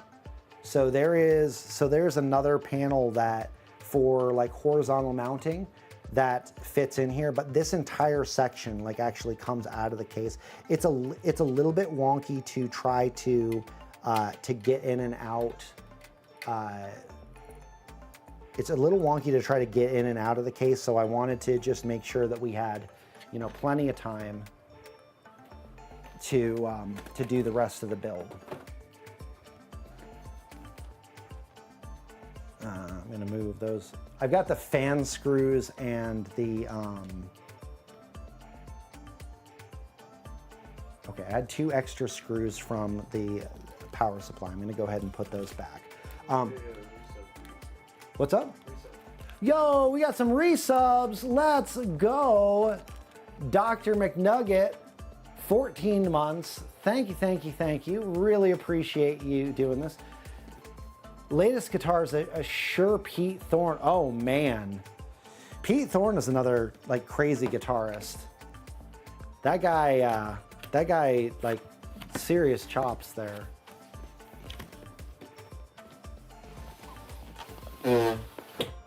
We've got our TUF Gaming 5070 Ti that we're gonna be slapping in here. I had the box upside down. Behold.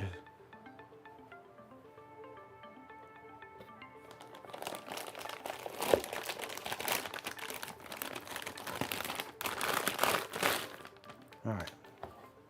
So we are going to have to do some peels off of this card before we put it into the case. Great GPU, you have the same one. Awesome. Yeah, I'll tell you what. I've been really impressed with the way that ASUS has taken their TUF Gaming line, and they've really developed a design language for it. They've really developed you know, a look that's its own thing. Like, it's not just ROG Junior. Like, this is like the TUF Gaming stuff is very much its own thing. I also see them doing that with Prime as well, which is super cool. Prime is always my recommendation for like newer builders, just because Absolutely. It's very good on the price side of things, whereas TUF and ROG especially can get pretty pricey. So but it's also just like, I just find that ASUS stuff generally has been more reliable in my experience. I know that's different for some people, but for me personally, they've been quite good. Yeah, we've had a lot of really good experience, but again, like we've also had like really good experience with MSI and Gigabyte and ASRock. It's why we love using everybody's stuff around here. Okay, there is, it's a little stealthy, but there is actually a peel on the back of here. And because this is the back plate, like, and this part gets like super warm, we gotta make sure that's off of there.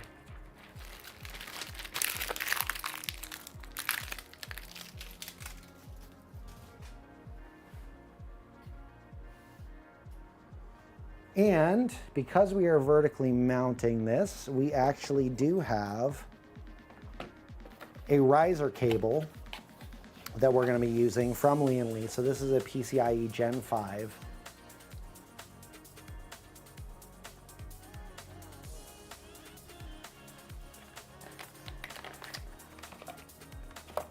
So we're gonna go ahead and we're gonna plug this in. Now, typically speaking, and I had to ask this question because I wanted to be sure. I really wanted to be sure that that this was going to be the case. But if you notice here on the bottom of the PCI lane here, you have, you know, a couple of places to be able to secure this in place. And I'm looking inside of this case and I'm going, well, wait a minute, there's no place for that here. How do I do this? What do I do with this? So I pulled in our illustrious tech director and I'm like, hey, Kevin, help me understand what's going on here. And the beauty of what we've got going on here, I'm gonna actually tilt this back for a second here because I wanna plug this in and then we'll get to, I apologize, I've got like a cable underneath the PSU, so it's not 100% laying flat. So I'm like, hey, out of curiosity, this isn't tying in anywhere. Like, how do we secure this into place? And the beautiful thing about the way that this particular build goes is that we're gonna actually plug the riser cable in here, and now we can plug and take all of the covers off of the GPU here, because now we can plug the card into the riser cable, and you see this here? That is going to be what's going to help secure the GPU into place.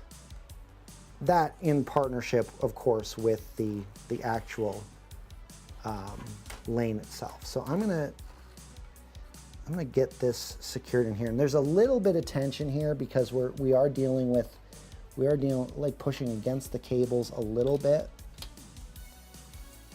But we've got a couple of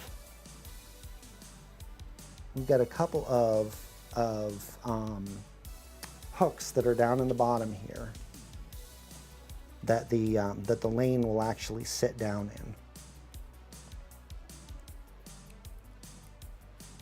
It is a super pretty GPU. And so then we'll just come in here.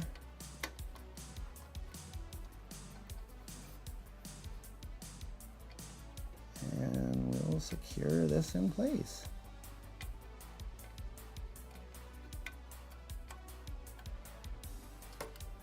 We got one screw, is that super?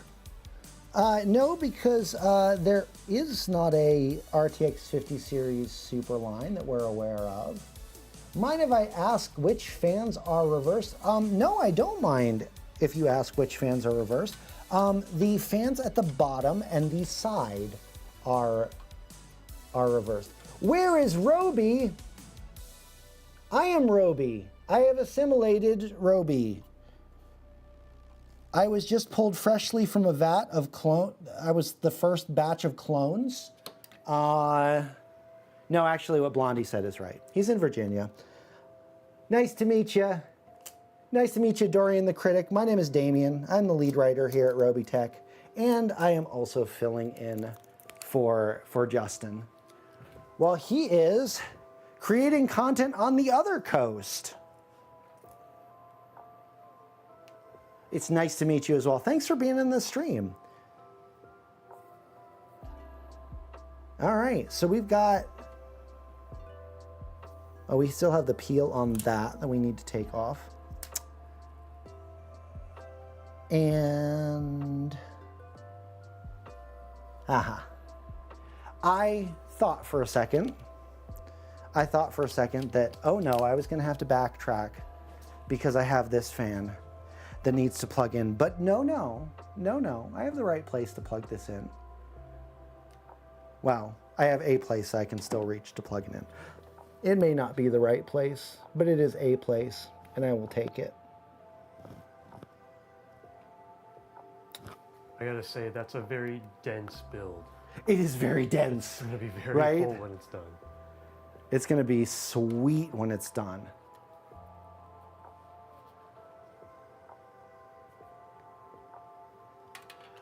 Does Robey have more of these cases around? I don't think so. I think this is the only one of these that we have right now.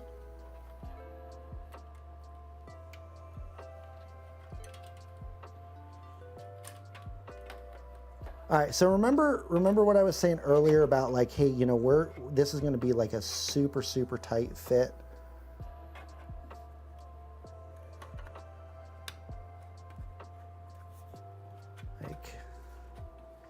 Like I wasn't joking. Like we are like super, super tight in here. And actually, guess what, guys? I don't think it's gonna fit. I think between the, well,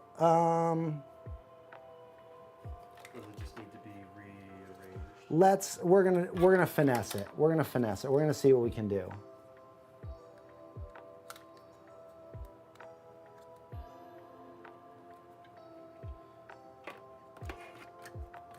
All right. So, okay. You know what? Hey. You know what? We can fit it. It can fit. It can fit. I was mistaken. I was mistaken.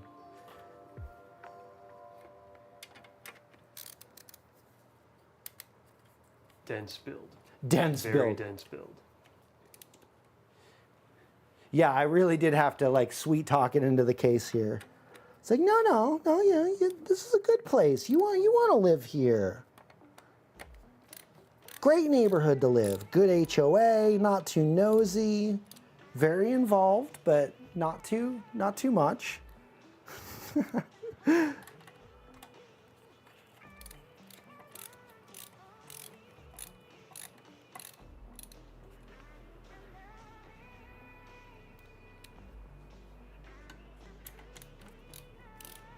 All right, well,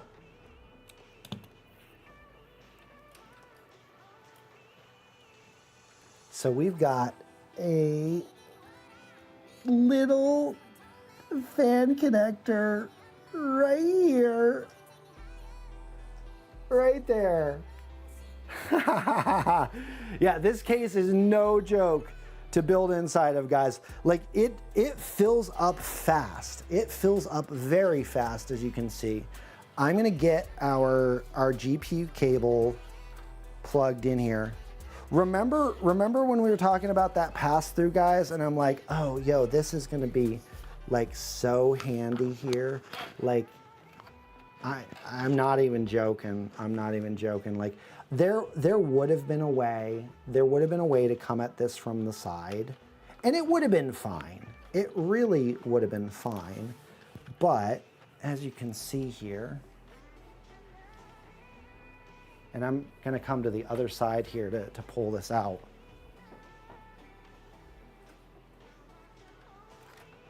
But I can now, because of that pass through, I have enough space to be able to work in here and make sure that that is, I gotta make sure that is nice and secure. Sorry, Connor.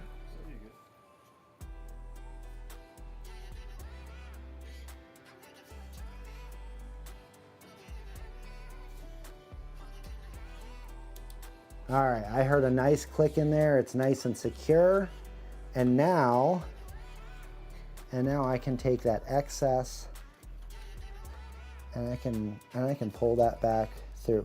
I am gonna come in there with a couple of zip ties and just manage this a little bit better just to keep those cables nice and neat.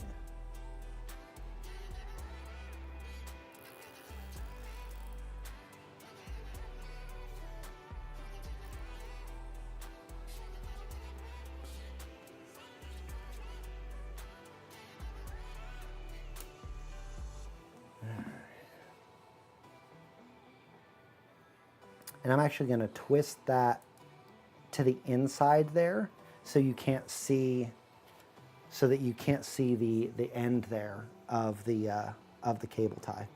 Again, it's not a, like, you don't have to do that, but it's one of those little tricks that I like to use to obfuscate the extra that's there.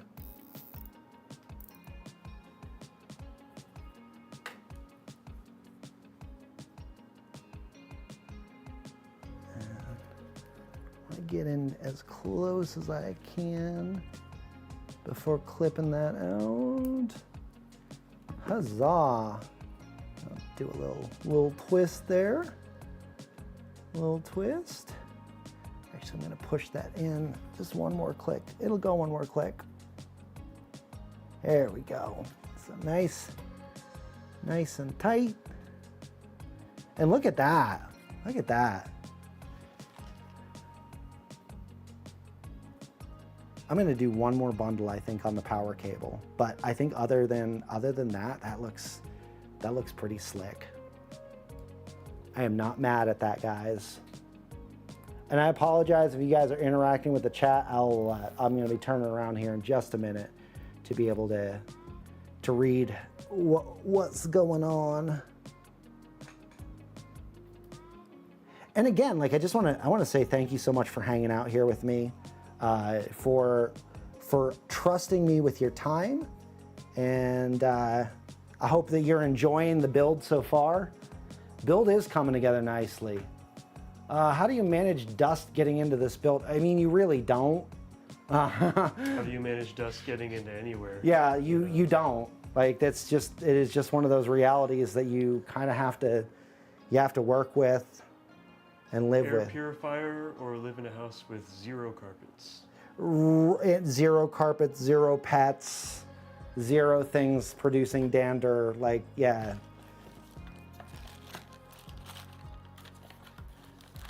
Dust is just a way of life. You have to accept it. It really is. It really is.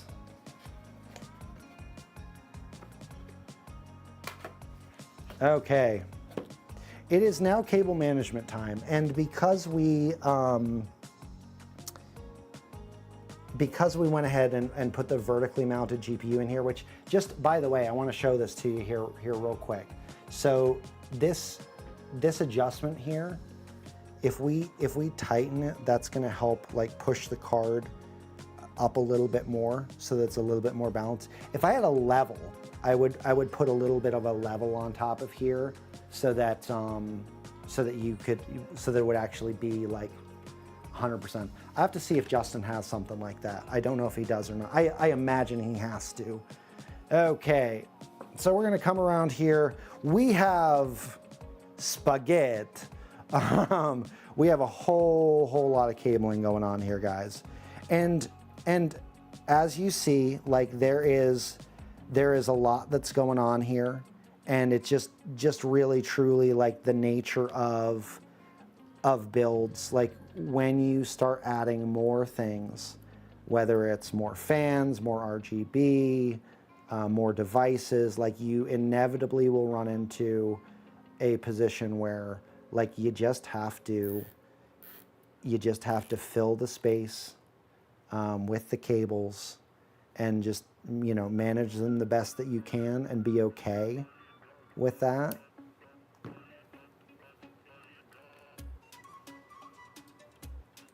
So I'm gonna make this a bit neater than what we have here. And oh, there we go. I had a loose connection here, and I was not okay with that.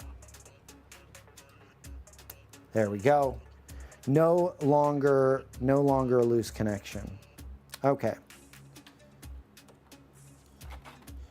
So our GPU cable is in. We still have a couple of Velcro tie downs down at the bottom here that we're going to make use of. And I think this is going to be one of those places where we're going to utilize this to get a couple things started with cable management, and then we'll come back through and really tie everything down with zip ties. I would really like to not have the GPU cable sag outside of the case as best as I can help it. And so I think I might, I'm gonna go ahead and bunch this up with a couple of these cables. I'm gonna group these with the 24-pin cables up here. If I get the zip tie the correct way.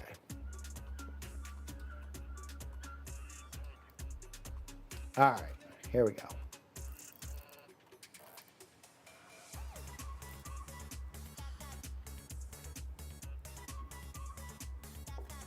And then we have this fan cable that was for our rear fan. We have our AIO cables that we have power plugged into power. We have those plugged into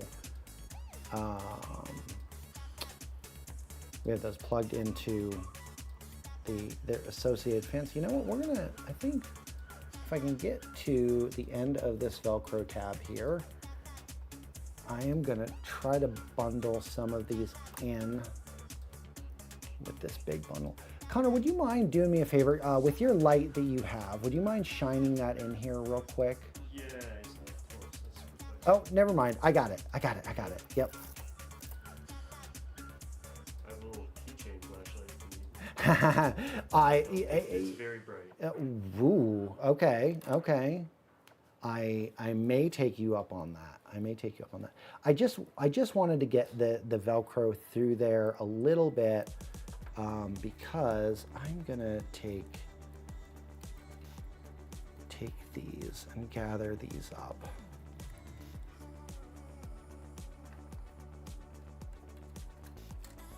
And we're gonna pull the Velcro over these cables here. And get these all bundled tightly together. Watching the glass go on at the end is probably my favorite part. Okay. I need to clip this one. So there's one more zip tie, but I think guys, that might be it. I think we're at the point of powering it on. We've got a peel here. Got to make sure that we get that off of there. Yeah, I think we might be at the point of powering it on. Everything is connected. You did a really good job with the cables. Like honestly, you could throw the drive tray back in there. I really could. Enough space for I was actually concerned when I saw those in there initially, and yeah. We could throw the drive trays in if we could find the missing thumb screw. Oh yeah. Yeah, we have a derelict thumb screw somewhere in the studio. We'll figure that out. All right. Do we have any predictions for zip ties? Blondie, the PSU actually went in. It went in super fast. It went in. Set in like an hour ago. Yeah, I mean, I had to put it in a little bit ago. Yeah, maybe not. Sugar Plum, welcome to the stream. Thanks for being a first-time chatter. Done. Plenty of room in there for more wires. Use a mallet. You know, we really could. We really could. Just throw in some extra cables just for fun. Just yeah. All right. Yeah, we got some extra cables in here. We can just stuff those in there. I think maybe one of those. What is, yeah. You know what, for good measure, we got a chippy in there. I think we're gonna be all right. No, we'll go ahead and we'll take those out. It's super fun. Does the PSU stick out? So it does look like it sticks out, but when we put the cover on, the cover is actually, check this out. So it's sneaky here because it has a little bump out. So check that out.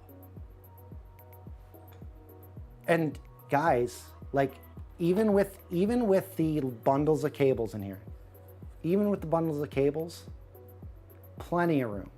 Plenty of room. Like, I don't feel like the back panel, and this is always the challenge, like, I'm not fighting the back panel. The back panel is not bulging. Like, for a mini PC, well, mini by name of the case, for a mini PC, I mean, it's shoo-wee. Let's see if it powers on. Do we have predictions? Do we have predictions for post? Actually, we need predictions for, oh guys, I forgot one thing. And I have suspicions. I'm not being pessimistic here, Connor. But I have some suspicions that I might have to go back and rewire something. And I am not 100% sure, but I want to wait to put the back panel on. You're right, we do need to do zip tie predictions here. Now the question, Blondie, is do we want to do the predictions now? Do we do the count now, or when we actually see if I need to undo anything and redo something? That's the big question. That is a big question. While you're deciding that, I need to hydrate. What potentially needs to be rewired? I am curious if I got the fans wired up right. I'm a little concerned because of the nature of some of the, okay, so we're saying wait for it. Because of the nature of how these fans connect up, like I just wanted to make sure that I had everything everything plugged in right, and I'm second guessing myself. So let's do post first. Do we want to do a post prediction first, or do we just want to do we want to turn it on first? I think zip tie predictions are already in, so you have to finish those before you do the post prediction. Okay, so I'm not gonna plug a video cable in, but I do need to provide power to this so that I can see whether or not it's going to, like, all the fans are gonna run. All right, so here we go. Hey, guess what? On top of their spinning.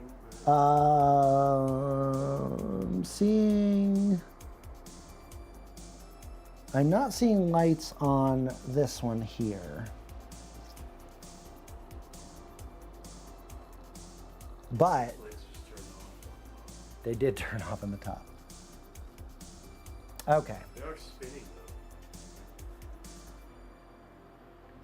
They are spinning.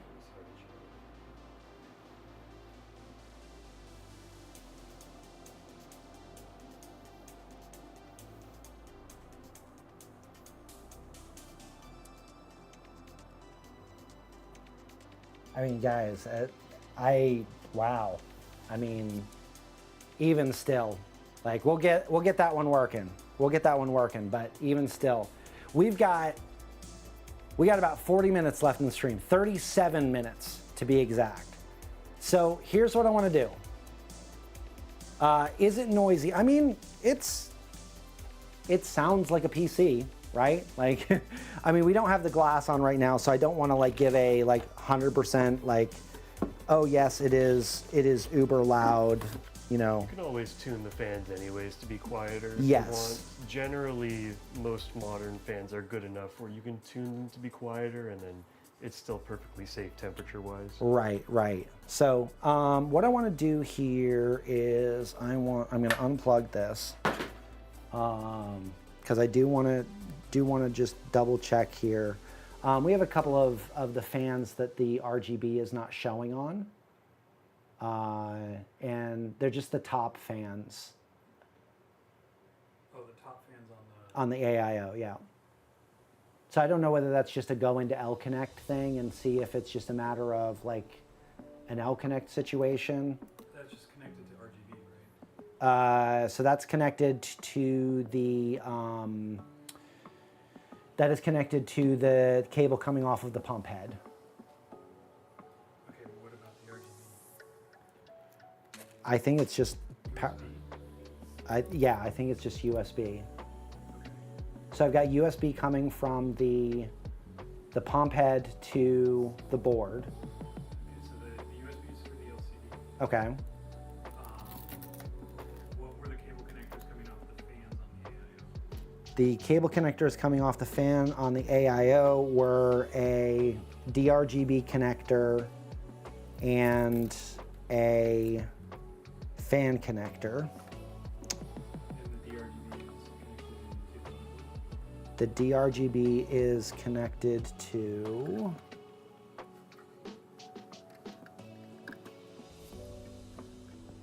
hold up a minute.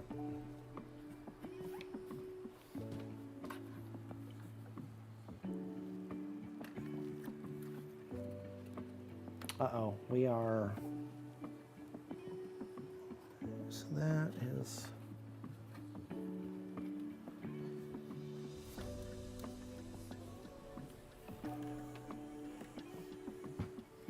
so that's connected into the pump. The odd thing was like some of the fans were lighting up, but then further down the chain, Yeah. light up on the mirrors, but then one of the blades did, and the last one of the chain was nothing. But it was still spinning. Like,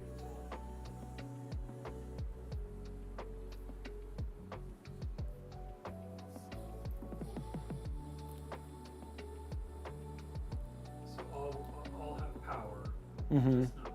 just not RGB. Just not RGB. Yep. And the RGB is plugged into. It's plugged into the pump. Unless I am misunderstanding the chain of connection here, which is entirely possible. Thanks for sticking with us, guys. We're trying to troubleshoot this on the fly here. So I've got some extra cables here.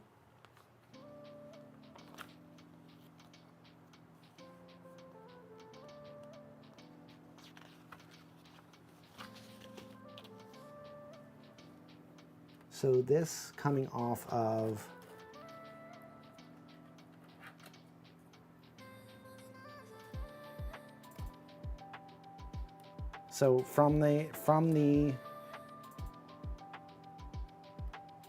from the fans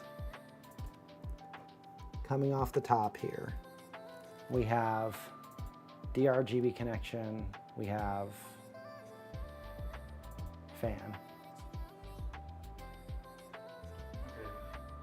So I don't have in like the parts here, like there's no other receiver for DRGB. There are, well, and I can open the box up and look here again. So what it's plugging into is something that came off the pump. Correct, yep. Okay, so plug that into the pump. Okay, Plug in the power. We're most likely, so as long as they've got power and spinning, we need to look at the RGB and all. okay. All right, guys, we're gonna see if the PC will post here because we need to be able to look at the L Connect software. So we're gonna get this figured out. We're almost there. We're almost there, guys. make sure that they're captured. Ah, Whatever it is. good call there, Connor. We sorry, I heard a noise. I heard a noise.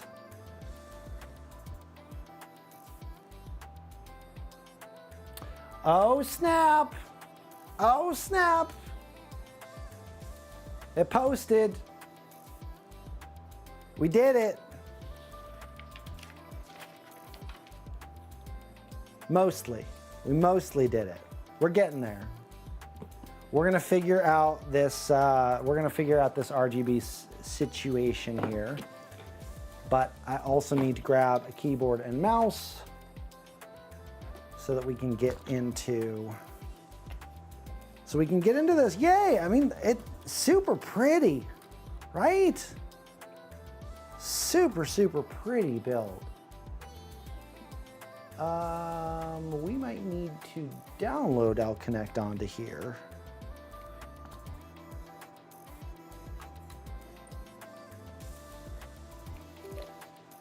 Figman, hey, yeah, you know what? You're all right. You're at the point of seeing the build come together here. We're trying to figure out some situations with the RGB here.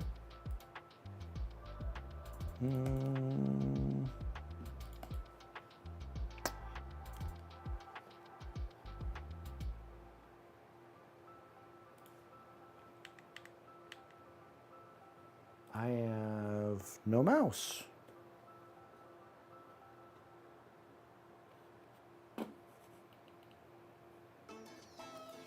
I have no mouse.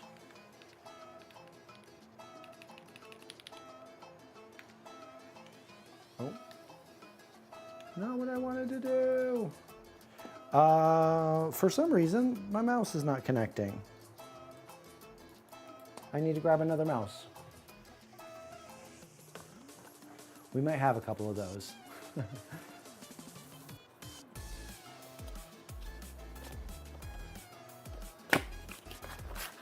One moment, please.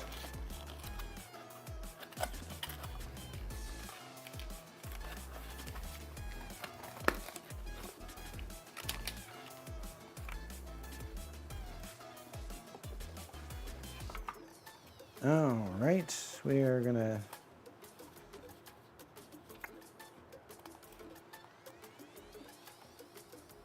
I gotta make sure that this mouse is super light. Wow. Wow, we weren't kidding. Okay, so we did a short on this one the other day. So this is one of Corsair's new mice, the Saber V2 Pro. And like it is goofy how light this thing is. Wow. Yeah.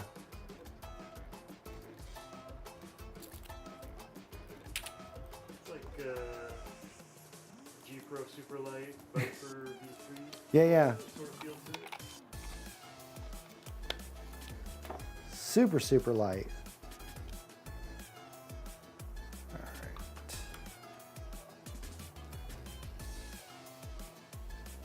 right. Okay, we have mouse control. My question is, do we have L-Connect on here or not? Okay, so it looks like we're gonna need to go get Lian Li's L-Connect 3 software. Trying to decide if you want the Lian Li Mini or the Vision. Well, good news is if you want to check out either of those, we've done a thing or two on those. Is Connor related to the Connors of the Terminator movie? For his protection, we are not going to answer that question.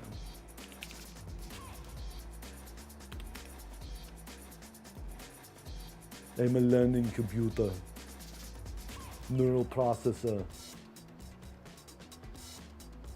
All right, software. We need L-Connect 3.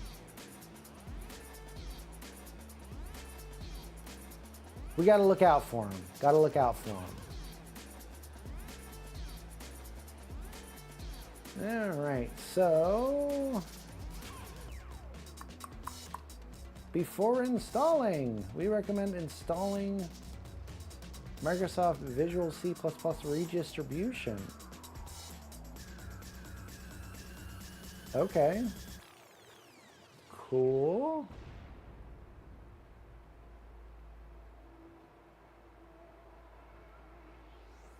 So x86.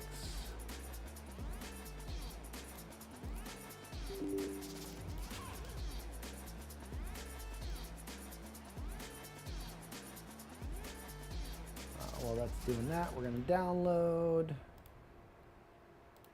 How are we doing? All right, setup is successful. Fantastic. You love to see it.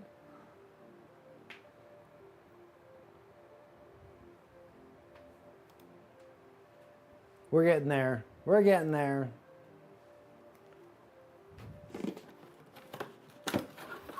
Again, this could be a situation where I completely missed a step here.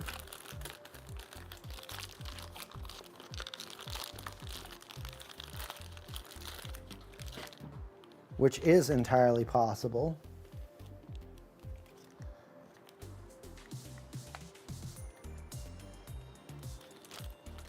I'm just looking through the box here just in case there's something that I missed.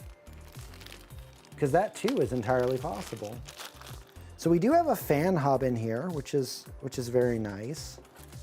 It wouldn't be that. So that wouldn't be anything that would be causing any problems.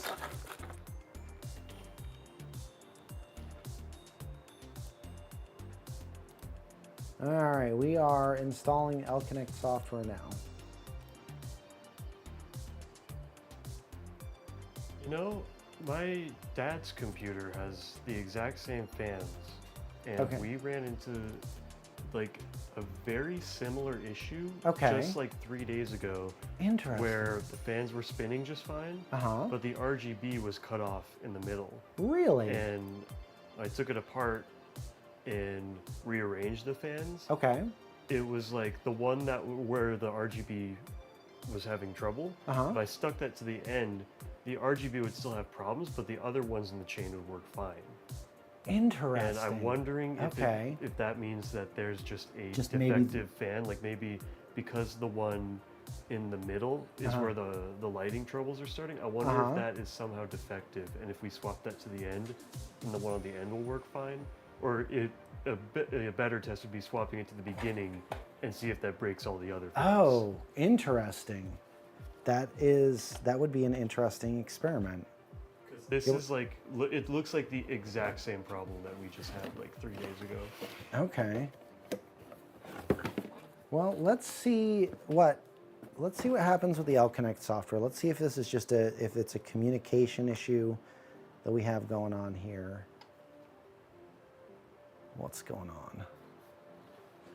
Because I feel like this is going to be one of those things that's like a super simple fix, but it's just a matter of that because we're doing so many other things that like it's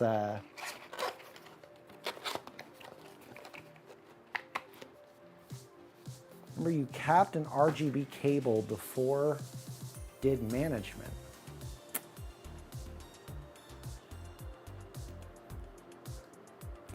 I'm trying to think like where that would have been, because all of the RGB stuff is handled through the Lian Li wireless controllers.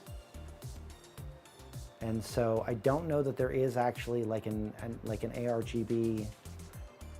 I mean, I've got these cables here that are kind of off to the side here.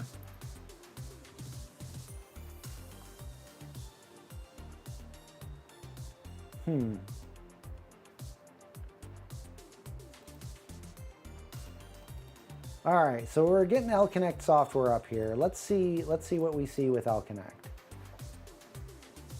Let's see what we can see with L-Connect. All right, there is all right, let's do the firmware update here.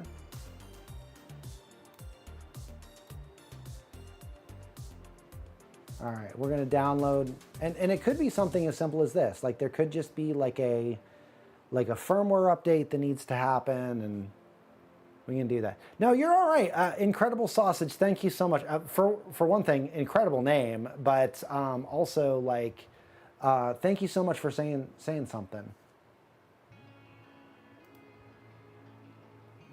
Okay, you've already answered one question I had. I didn't know you could do vertical mount in the Mini V2. You can. You can. Thank you for the sub, ePunisher93. Appreciate you. Appreciate you. Thank you so much for that. I also missed some follows here. So Hoops9811, thank you so much for the follow. Puncake43, also thank you so much for the follow. Denzo PTFR, thank you for the follow. Joker Pagonia 9? Or Pagona 9? Thank you so much for the follows. Appreciate you guys.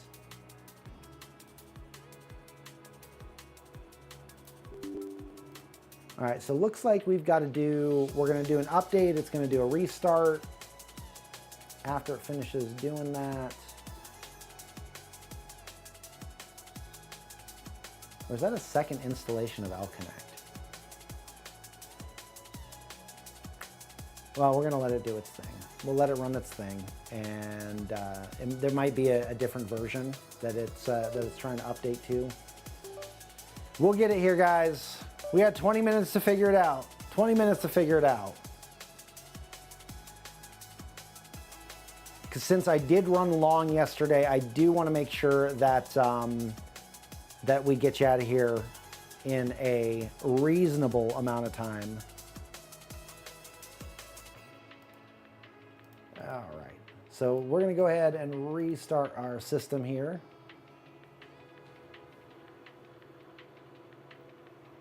How are noise levels? Noise levels are okay. I mean, I wouldn't say there's anything like obnoxiously loud with it. I mean, you can hear fans, but I think they're running at full tilt. Also important to keep in mind that at the current moment, we do not have any of the panels on. Yes, yes. We also don't have any of the panels on, so it's kind of difficult to tell 100%. I'm just gonna do another read through of the connection instructions here. All right, let me see.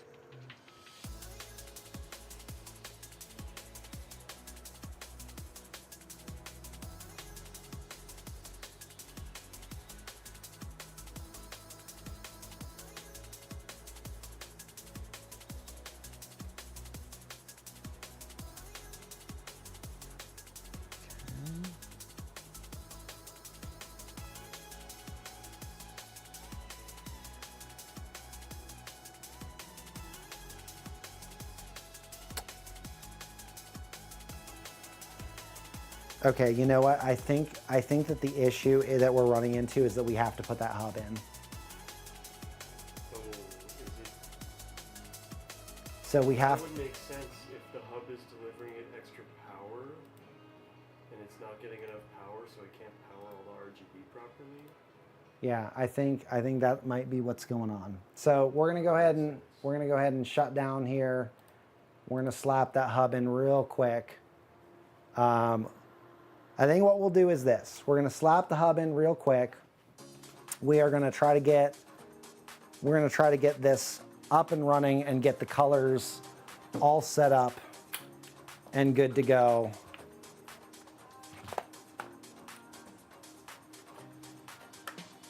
We may not do, yeah, there shouldn't be too much cable management that we should have to do with this. And there's plenty of space. There's plenty of space. Zip tie predictions, they are coming. Sorry, guys. This is. The bright side, it's a good thing we waited because we got to put more things in there. Than Yeah. Zip ties would have been wrong.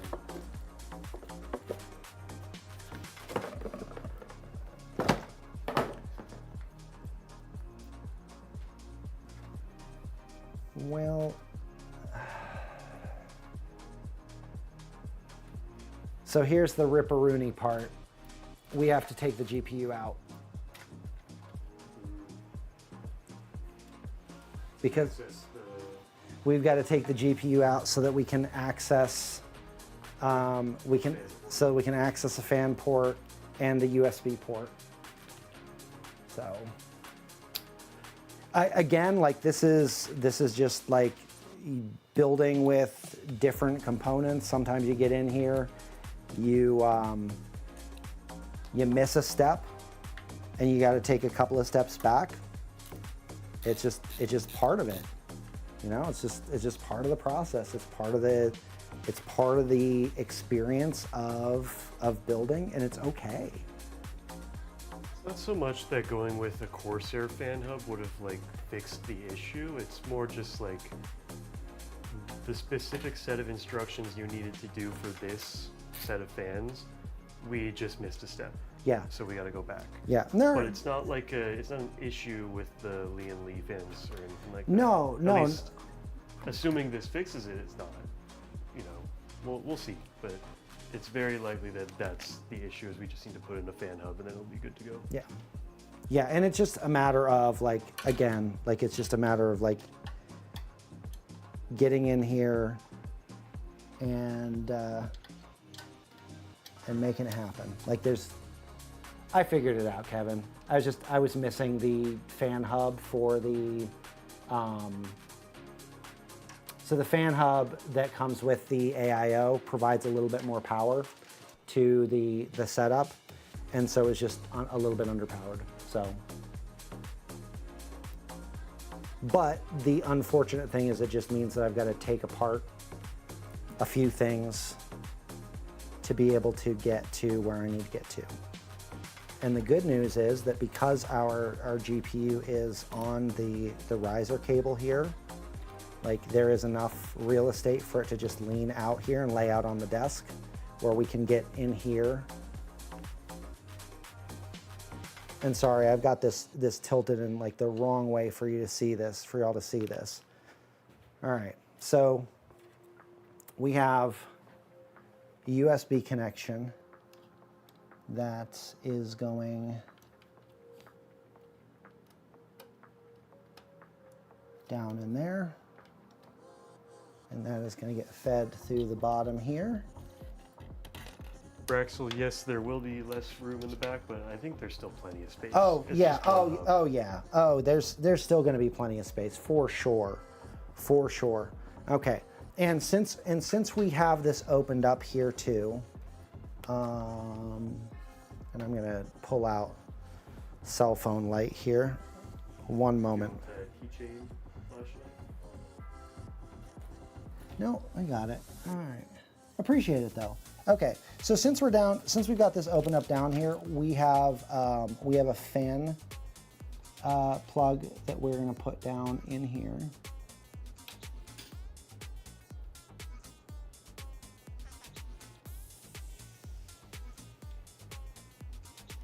Just make sure that I have it the right way.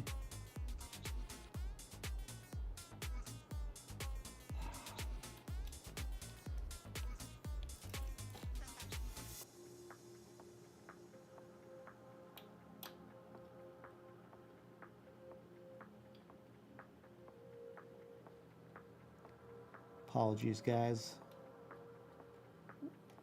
Oh. We're getting there.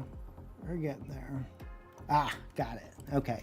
And there is also a RGB header that needs to be plugged in down here too.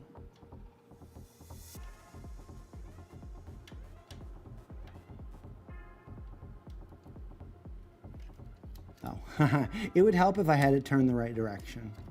These are tricky buggers. These can be tricky buggers.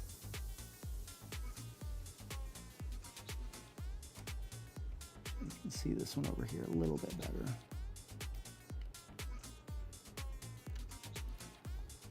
Sort of. Ah, got it. All right, so this cable needs to go down through the bottom here.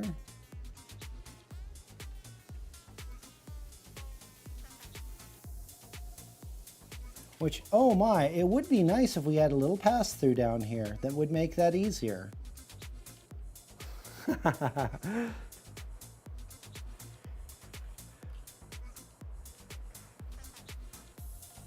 So there we go. That is resolved there. So this will plug into that port, and we got some peels there that we have to do.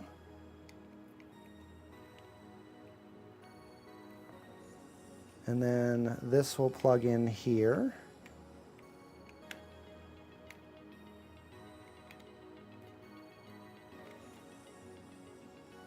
And then we have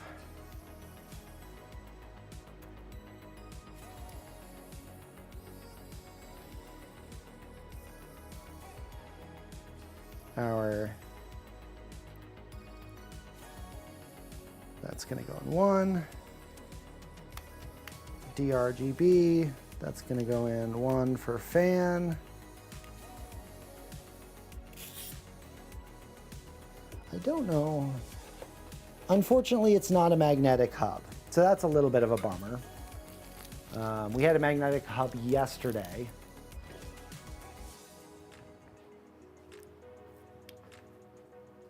Before we put our GPU back in though, we have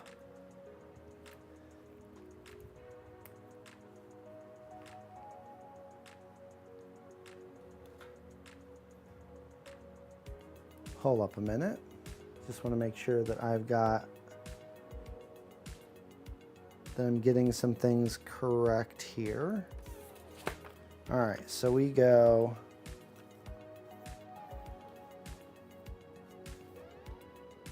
going to the hub. That's going to there. That.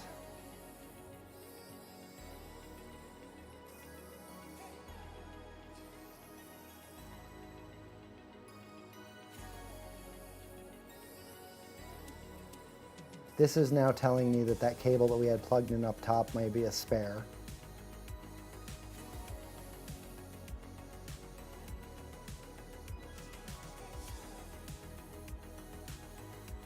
Okay, so that is fans for that. Little tricky guys here. First time using a system like this, so I am learning. What else did I break? What didn't I break? That's really the question. That's really the question.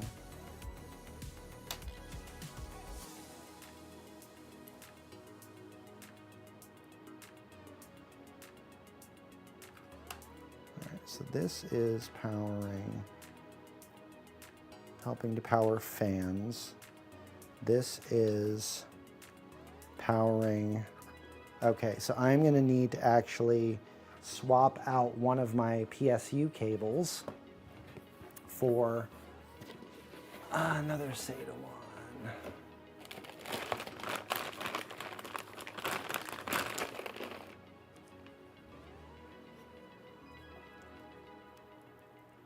We're problem solving. We're problem solving. Yeah, I will say that. Yeah, I mean, the IQ Link is definitely easy. You do pay for that ease, though. It is a very expensive system to get into. Again, we love it. Like it does make for fast builds. It does help to take some of the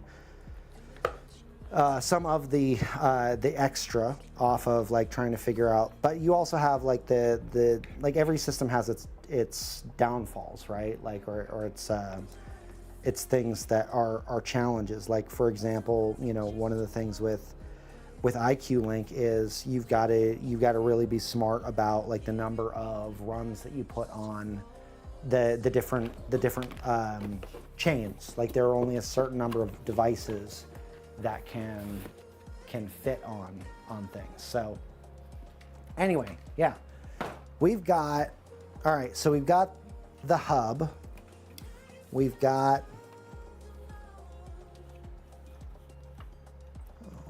oh, haha, hold up a minute. Before I do this, I had the I didn't quite pull the hub cable through the grommet, so it was going to the outside of the case, and I had it plugged into the hub outside the case. That's not going to be very helpful. That's not going to be very helpful.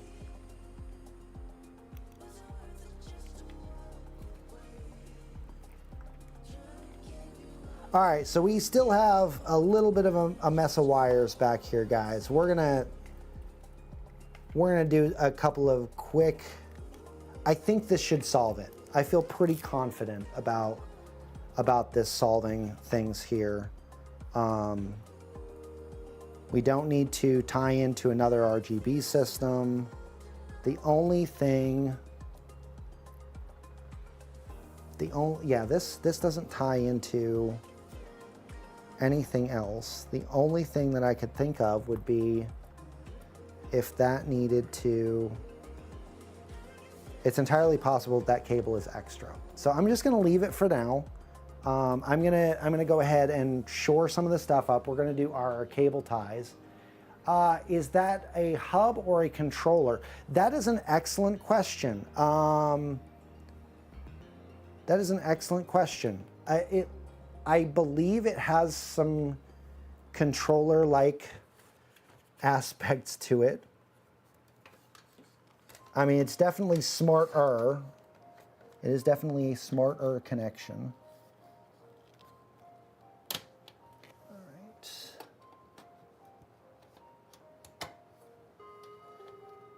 So we got to put our GPU back.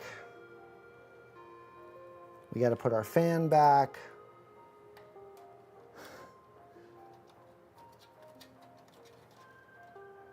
Thank you for hanging in here with me, guys.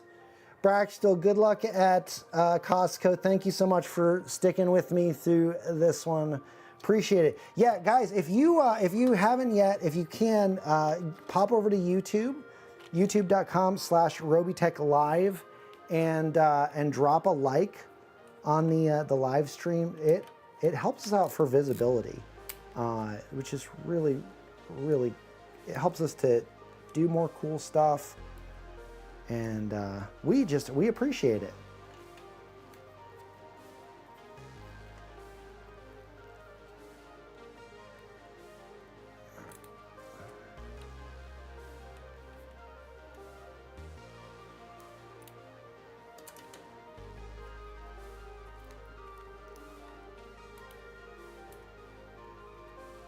So definitely this, I said at the beginning of the stream, oh, this is gonna go so much faster than yesterday.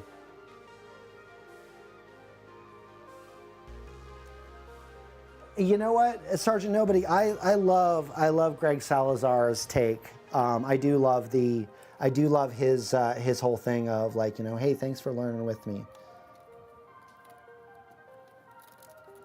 Because he and Robey are both car guys, like, I would absolutely love to see them do something together. They're both car guys and tech guys, so I think that would be fun.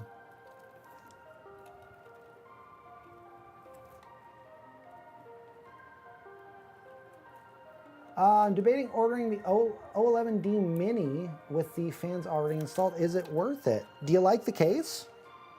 I mean, if you like the case, then yeah, I'd say it is. Do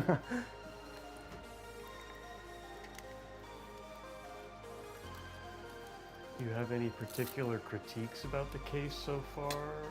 Or anything that would be worth noting? Oh, anything worth noting.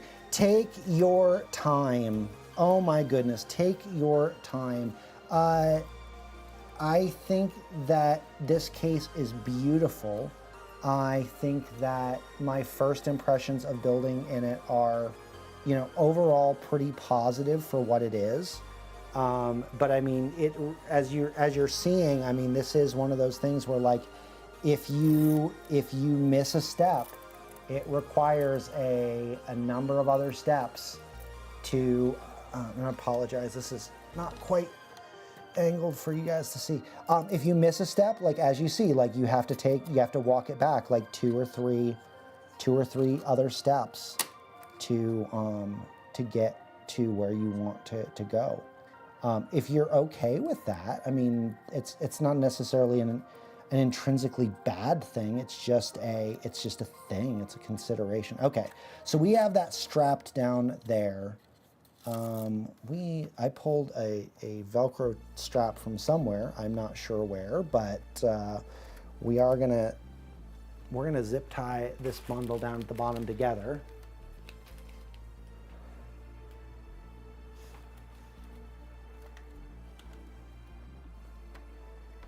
And guys, just as a heads up, I am kind of rushing through a little bit of this cable management here because we are at 4 o'clock. I promised Robey that I would not go much over 3 hours. One, I want to be super considerate of everyone of you who is given your time to hang out here, and also for all of our mods, all of our people that are putting in some extra work to make sure that this is happening here today. I want to be super, super respectful of everyone's time. So is this going to be the prettiest when it comes to cable management? No. I just want to make sure it works though. All right, so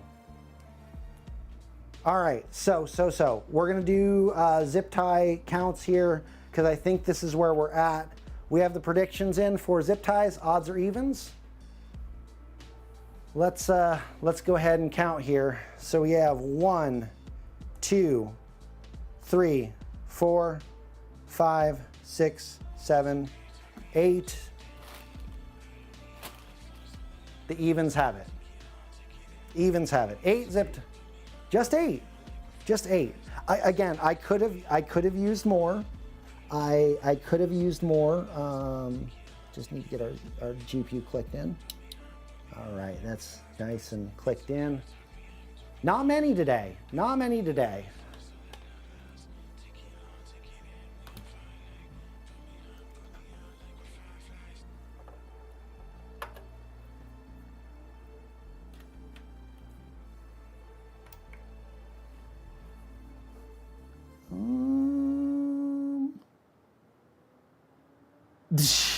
The fans are not on at all. Well, that is unfortunate.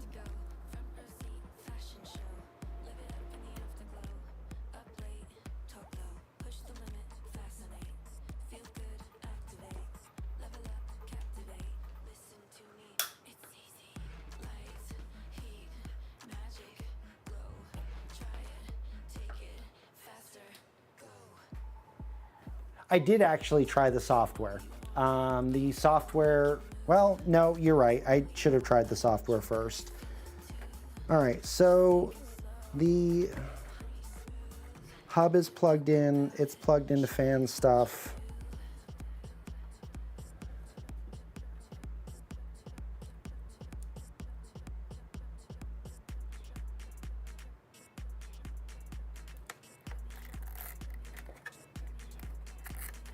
All right, so what we're gonna do is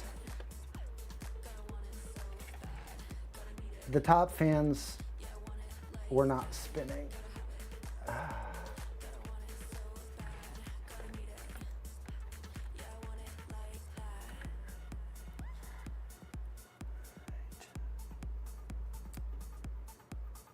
Alrighty guys, I am like processing through this and trying to figure out what I am doing wrong here with this.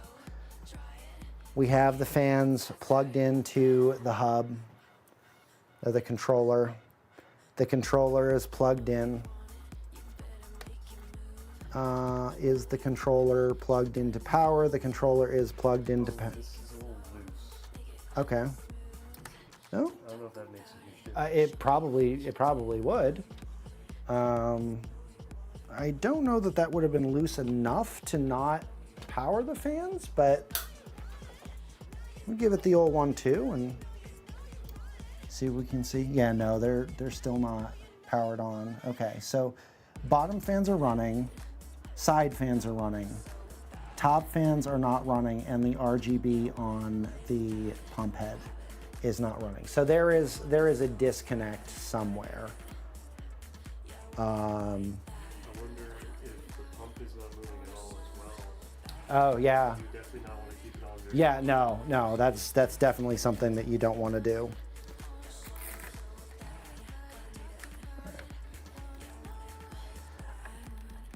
I'm gonna put these back to where they were, because at least we knew they were working they were at least communicating from a fan standpoint. The RGB is not communicating. That troubles me a little bit.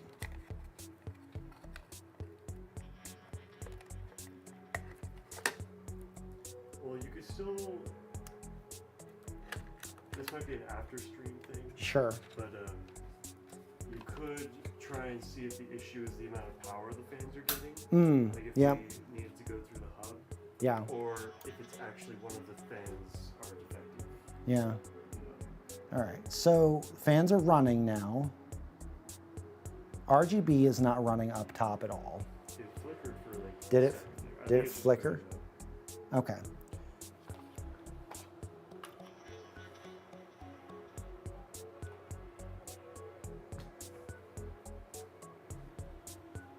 All right, so we have a little bit of RGB up top, maybe, but there's no, the pump head is not, I'm not seeing anything on the pump head. That gives me a lot of concern there. It flickered for just literally like a split second. A split second? Okay.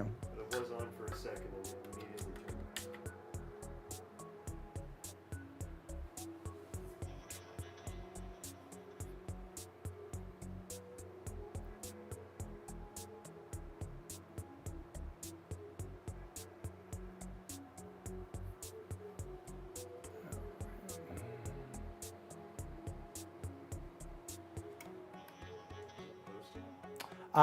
I didn't have the HDMI cable plugged in at first, and so sometimes with HDMI, like if you don't have it plugged in before you boot, it will not read. So I'm just restarting it. So at that time it just flickered again. Okay.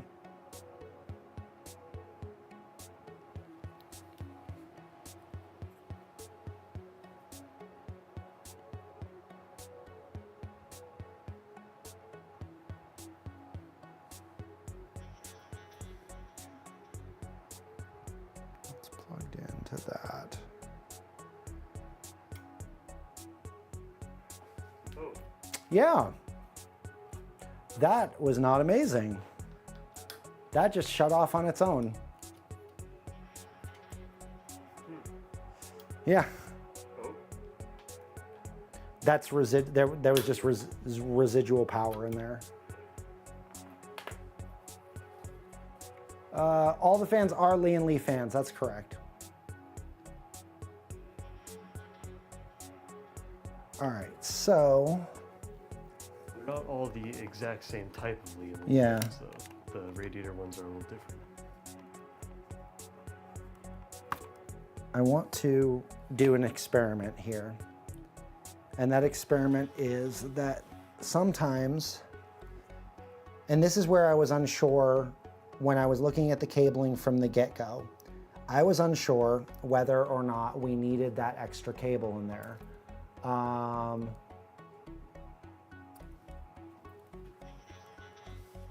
So what I'm gonna do is I'm actually gonna try to, I just unplugged that cable from up top, and I'm going to plug into the hub to make sure that it may be such a thing where like two things are trying to talk and one of them is just going, or the both of them are trying to talk at the same time and they're going, I don't know what to do. I don't know which one to listen to.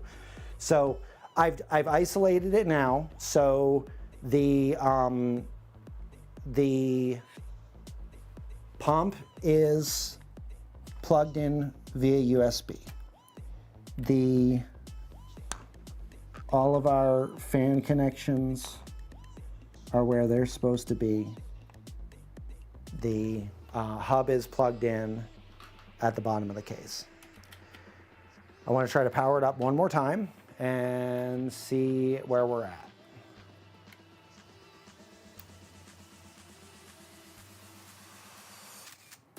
Okay, so the hub is not, okay, just,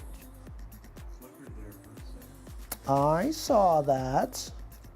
The fans are not running up top though. And I don't hear the pump. which that does me some concern there. Unfortunately, I don't have a different controller, Rainfall. I would love to do that, but unfortunately, I think that is probably at the end of what I'm able to do as far as troubleshooting right now. So yeah, all in all though, like from an aesthetic standpoint, I mean, the build is beautiful. I mean, the case, let's at least go ahead and put the, I'm gonna put the side panels on here just so that y'all can see it. Obviously, I know it's not gonna have the RGB in it, and I'm a little disappointed there. And listen, like we're not giving up. We're not giving up on this, okay? Like, but I also, like I said, I want to honor the commitment that I made to you guys to be here for 3 hours to hang out with y'all. I know you guys have a lot of ways that I know that you guys have a lot of other ways you could have spent your time, and you hung out with me, and I am so grateful for that.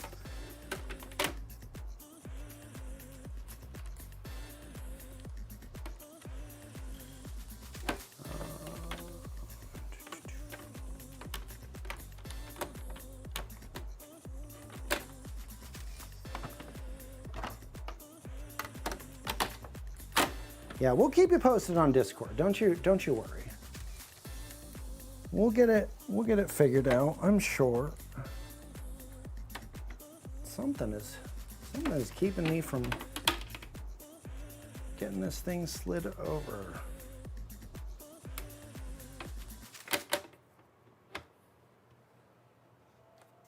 Oh.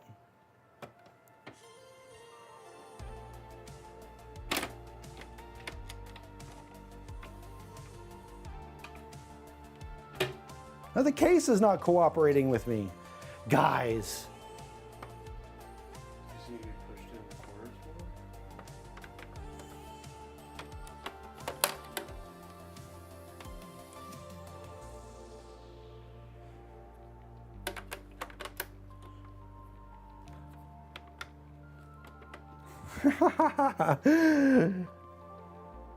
Oh.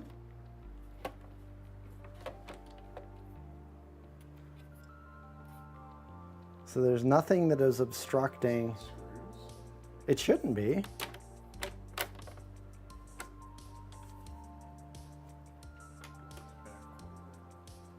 Back. Here, we'll go ahead and take this front panel off here, see if it's. I mean, it looks like it's fitting the way it should, it's just not going in. Yeah, it is. There's something that is keeping it from sliding all the way forward. It's not any of the screws here, like nothing is.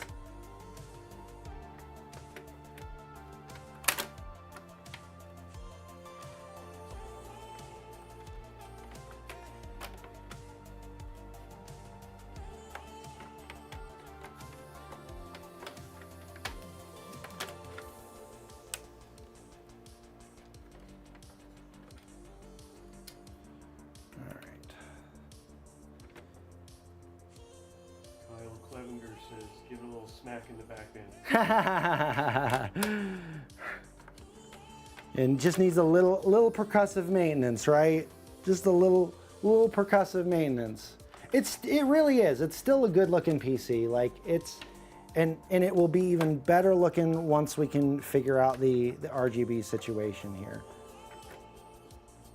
I mean, it'd be even better if I could get the top panel on here. It really is not my day. Wow. You know what? I take that back. I will rescind that. Because you know what?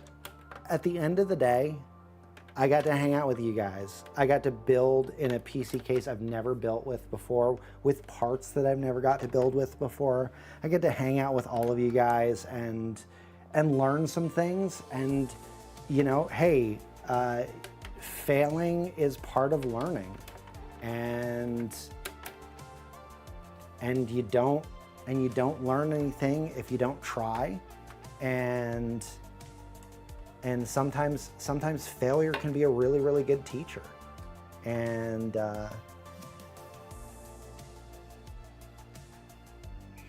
it's not the screws? I'm like, now that you're saying that, I'm like 80% positive it's not, but Because it almost looks like this can go down a little more, but the Okay. screws are okay.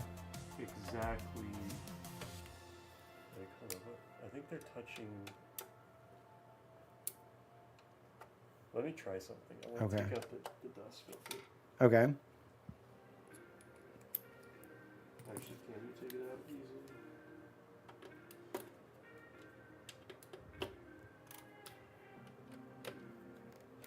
Oh, the dust filter might be going. I'm not sure. Yeah, I think it is. Okay. Not taking that out. All right, I'm gonna tighten these down just ever so slightly. I mean, they're pretty tight in here, so I don't know that they're, maybe they're causing a little bit too much tension there, but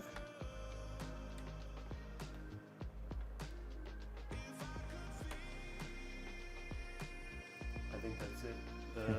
This is definitely touching the top of the screws. okay. I think you just can't use the washers. Okay, yeah, It's that, adding just a little bit of extra height. okay, And I mean, come look at it from this side. okay, yeah. So you'll, well, actually, I'll show you, and then I'll grab the camera and show it Okay. to the chat. But you see how the Oh, screws there, yeah, I do see they're that. flush Yep, with it. yep, I see that.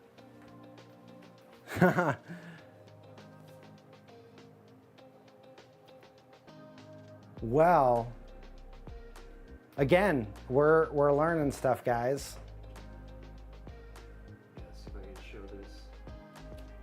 So the screws are like flush with the top of the case. It's gonna be really hard to see, but I'll do my best. See, they're making contact with it. It's Yep. because we put the washers in with the. Yeah, they're making contact with the top of the case, so keeping it from sliding on. We need to not use the washers. We are discovering that. We also have an issue of communication with the fans. They are now not communicating with anything. Like and we actually went back and Wireless fan? yeah. So they're the fans for the radiator up top. So they are not powering on when we connect them to the hub. The hub is connected up. It's connected via USB and SATA, and it is not talking.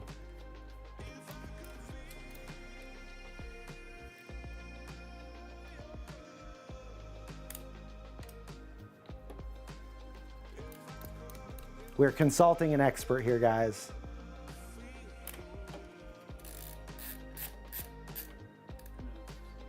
Yeah.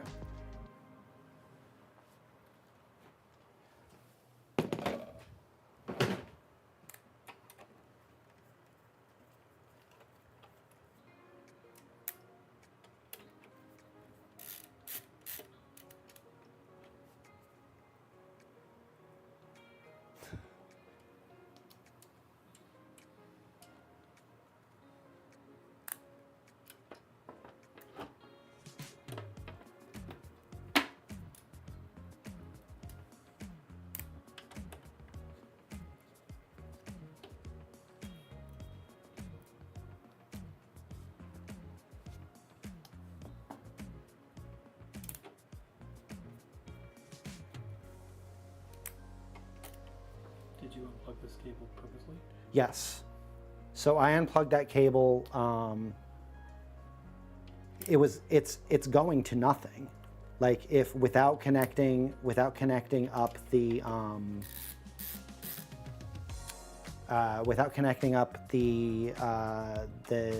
DRGB and fan connection, it's like going to nothing but power, which I suppose would power the pump.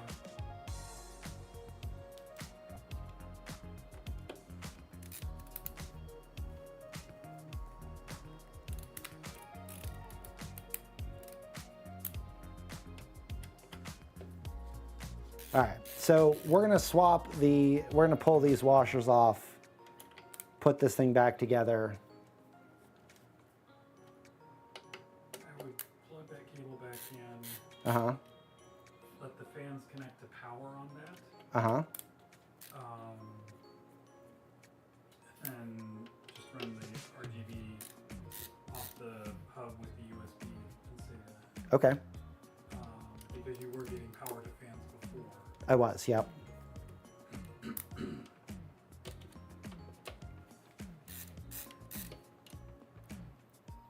All right, guys, we have a heading. We have a heading. We have one more thing that we didn't try.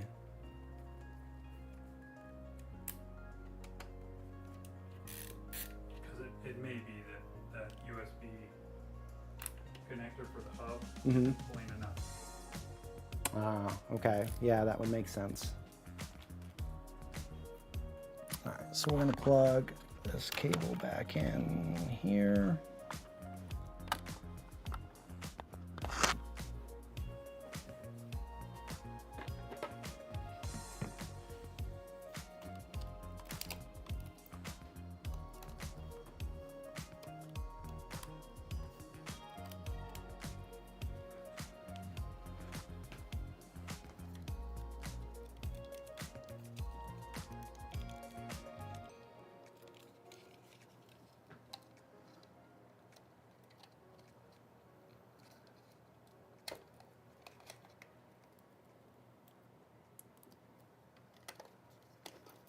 All right, we're gonna try to power this up one more time, guys.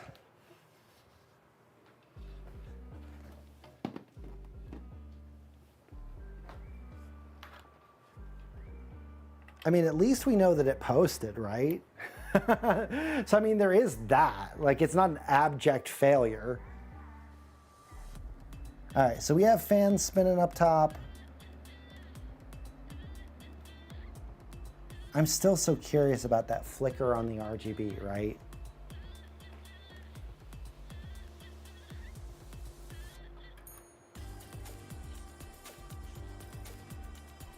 I like it because of a lot more information about the case than I could have get from the website. Well, hey, you know what? That's what we do.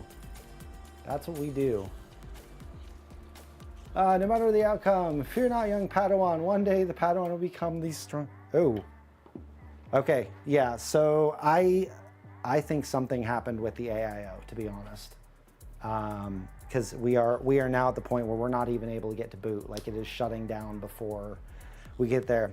Okay, guys, apologies that this one did not work out 100% the way that we hoped it would. We'll get it figured out. We'll get it figured out. But I think that we're going to go ahead and end the stream there. Thank you again for all of you here at Twitch, on YouTube. Thank you so much for hanging out with us. Next week, we got a bunch of streams going on next week. I know we've got some commission builds that are happening. We have the return of Intel Live. So make sure that you stick around on the socials for all of the information there. Thank you so much for hanging out with me for the last 2 streams. And for, I know they've been long, they've gone a little bit longer. And I'm so grateful for each and every one of you guys. I will see you guys sometime soon. Bye, guys.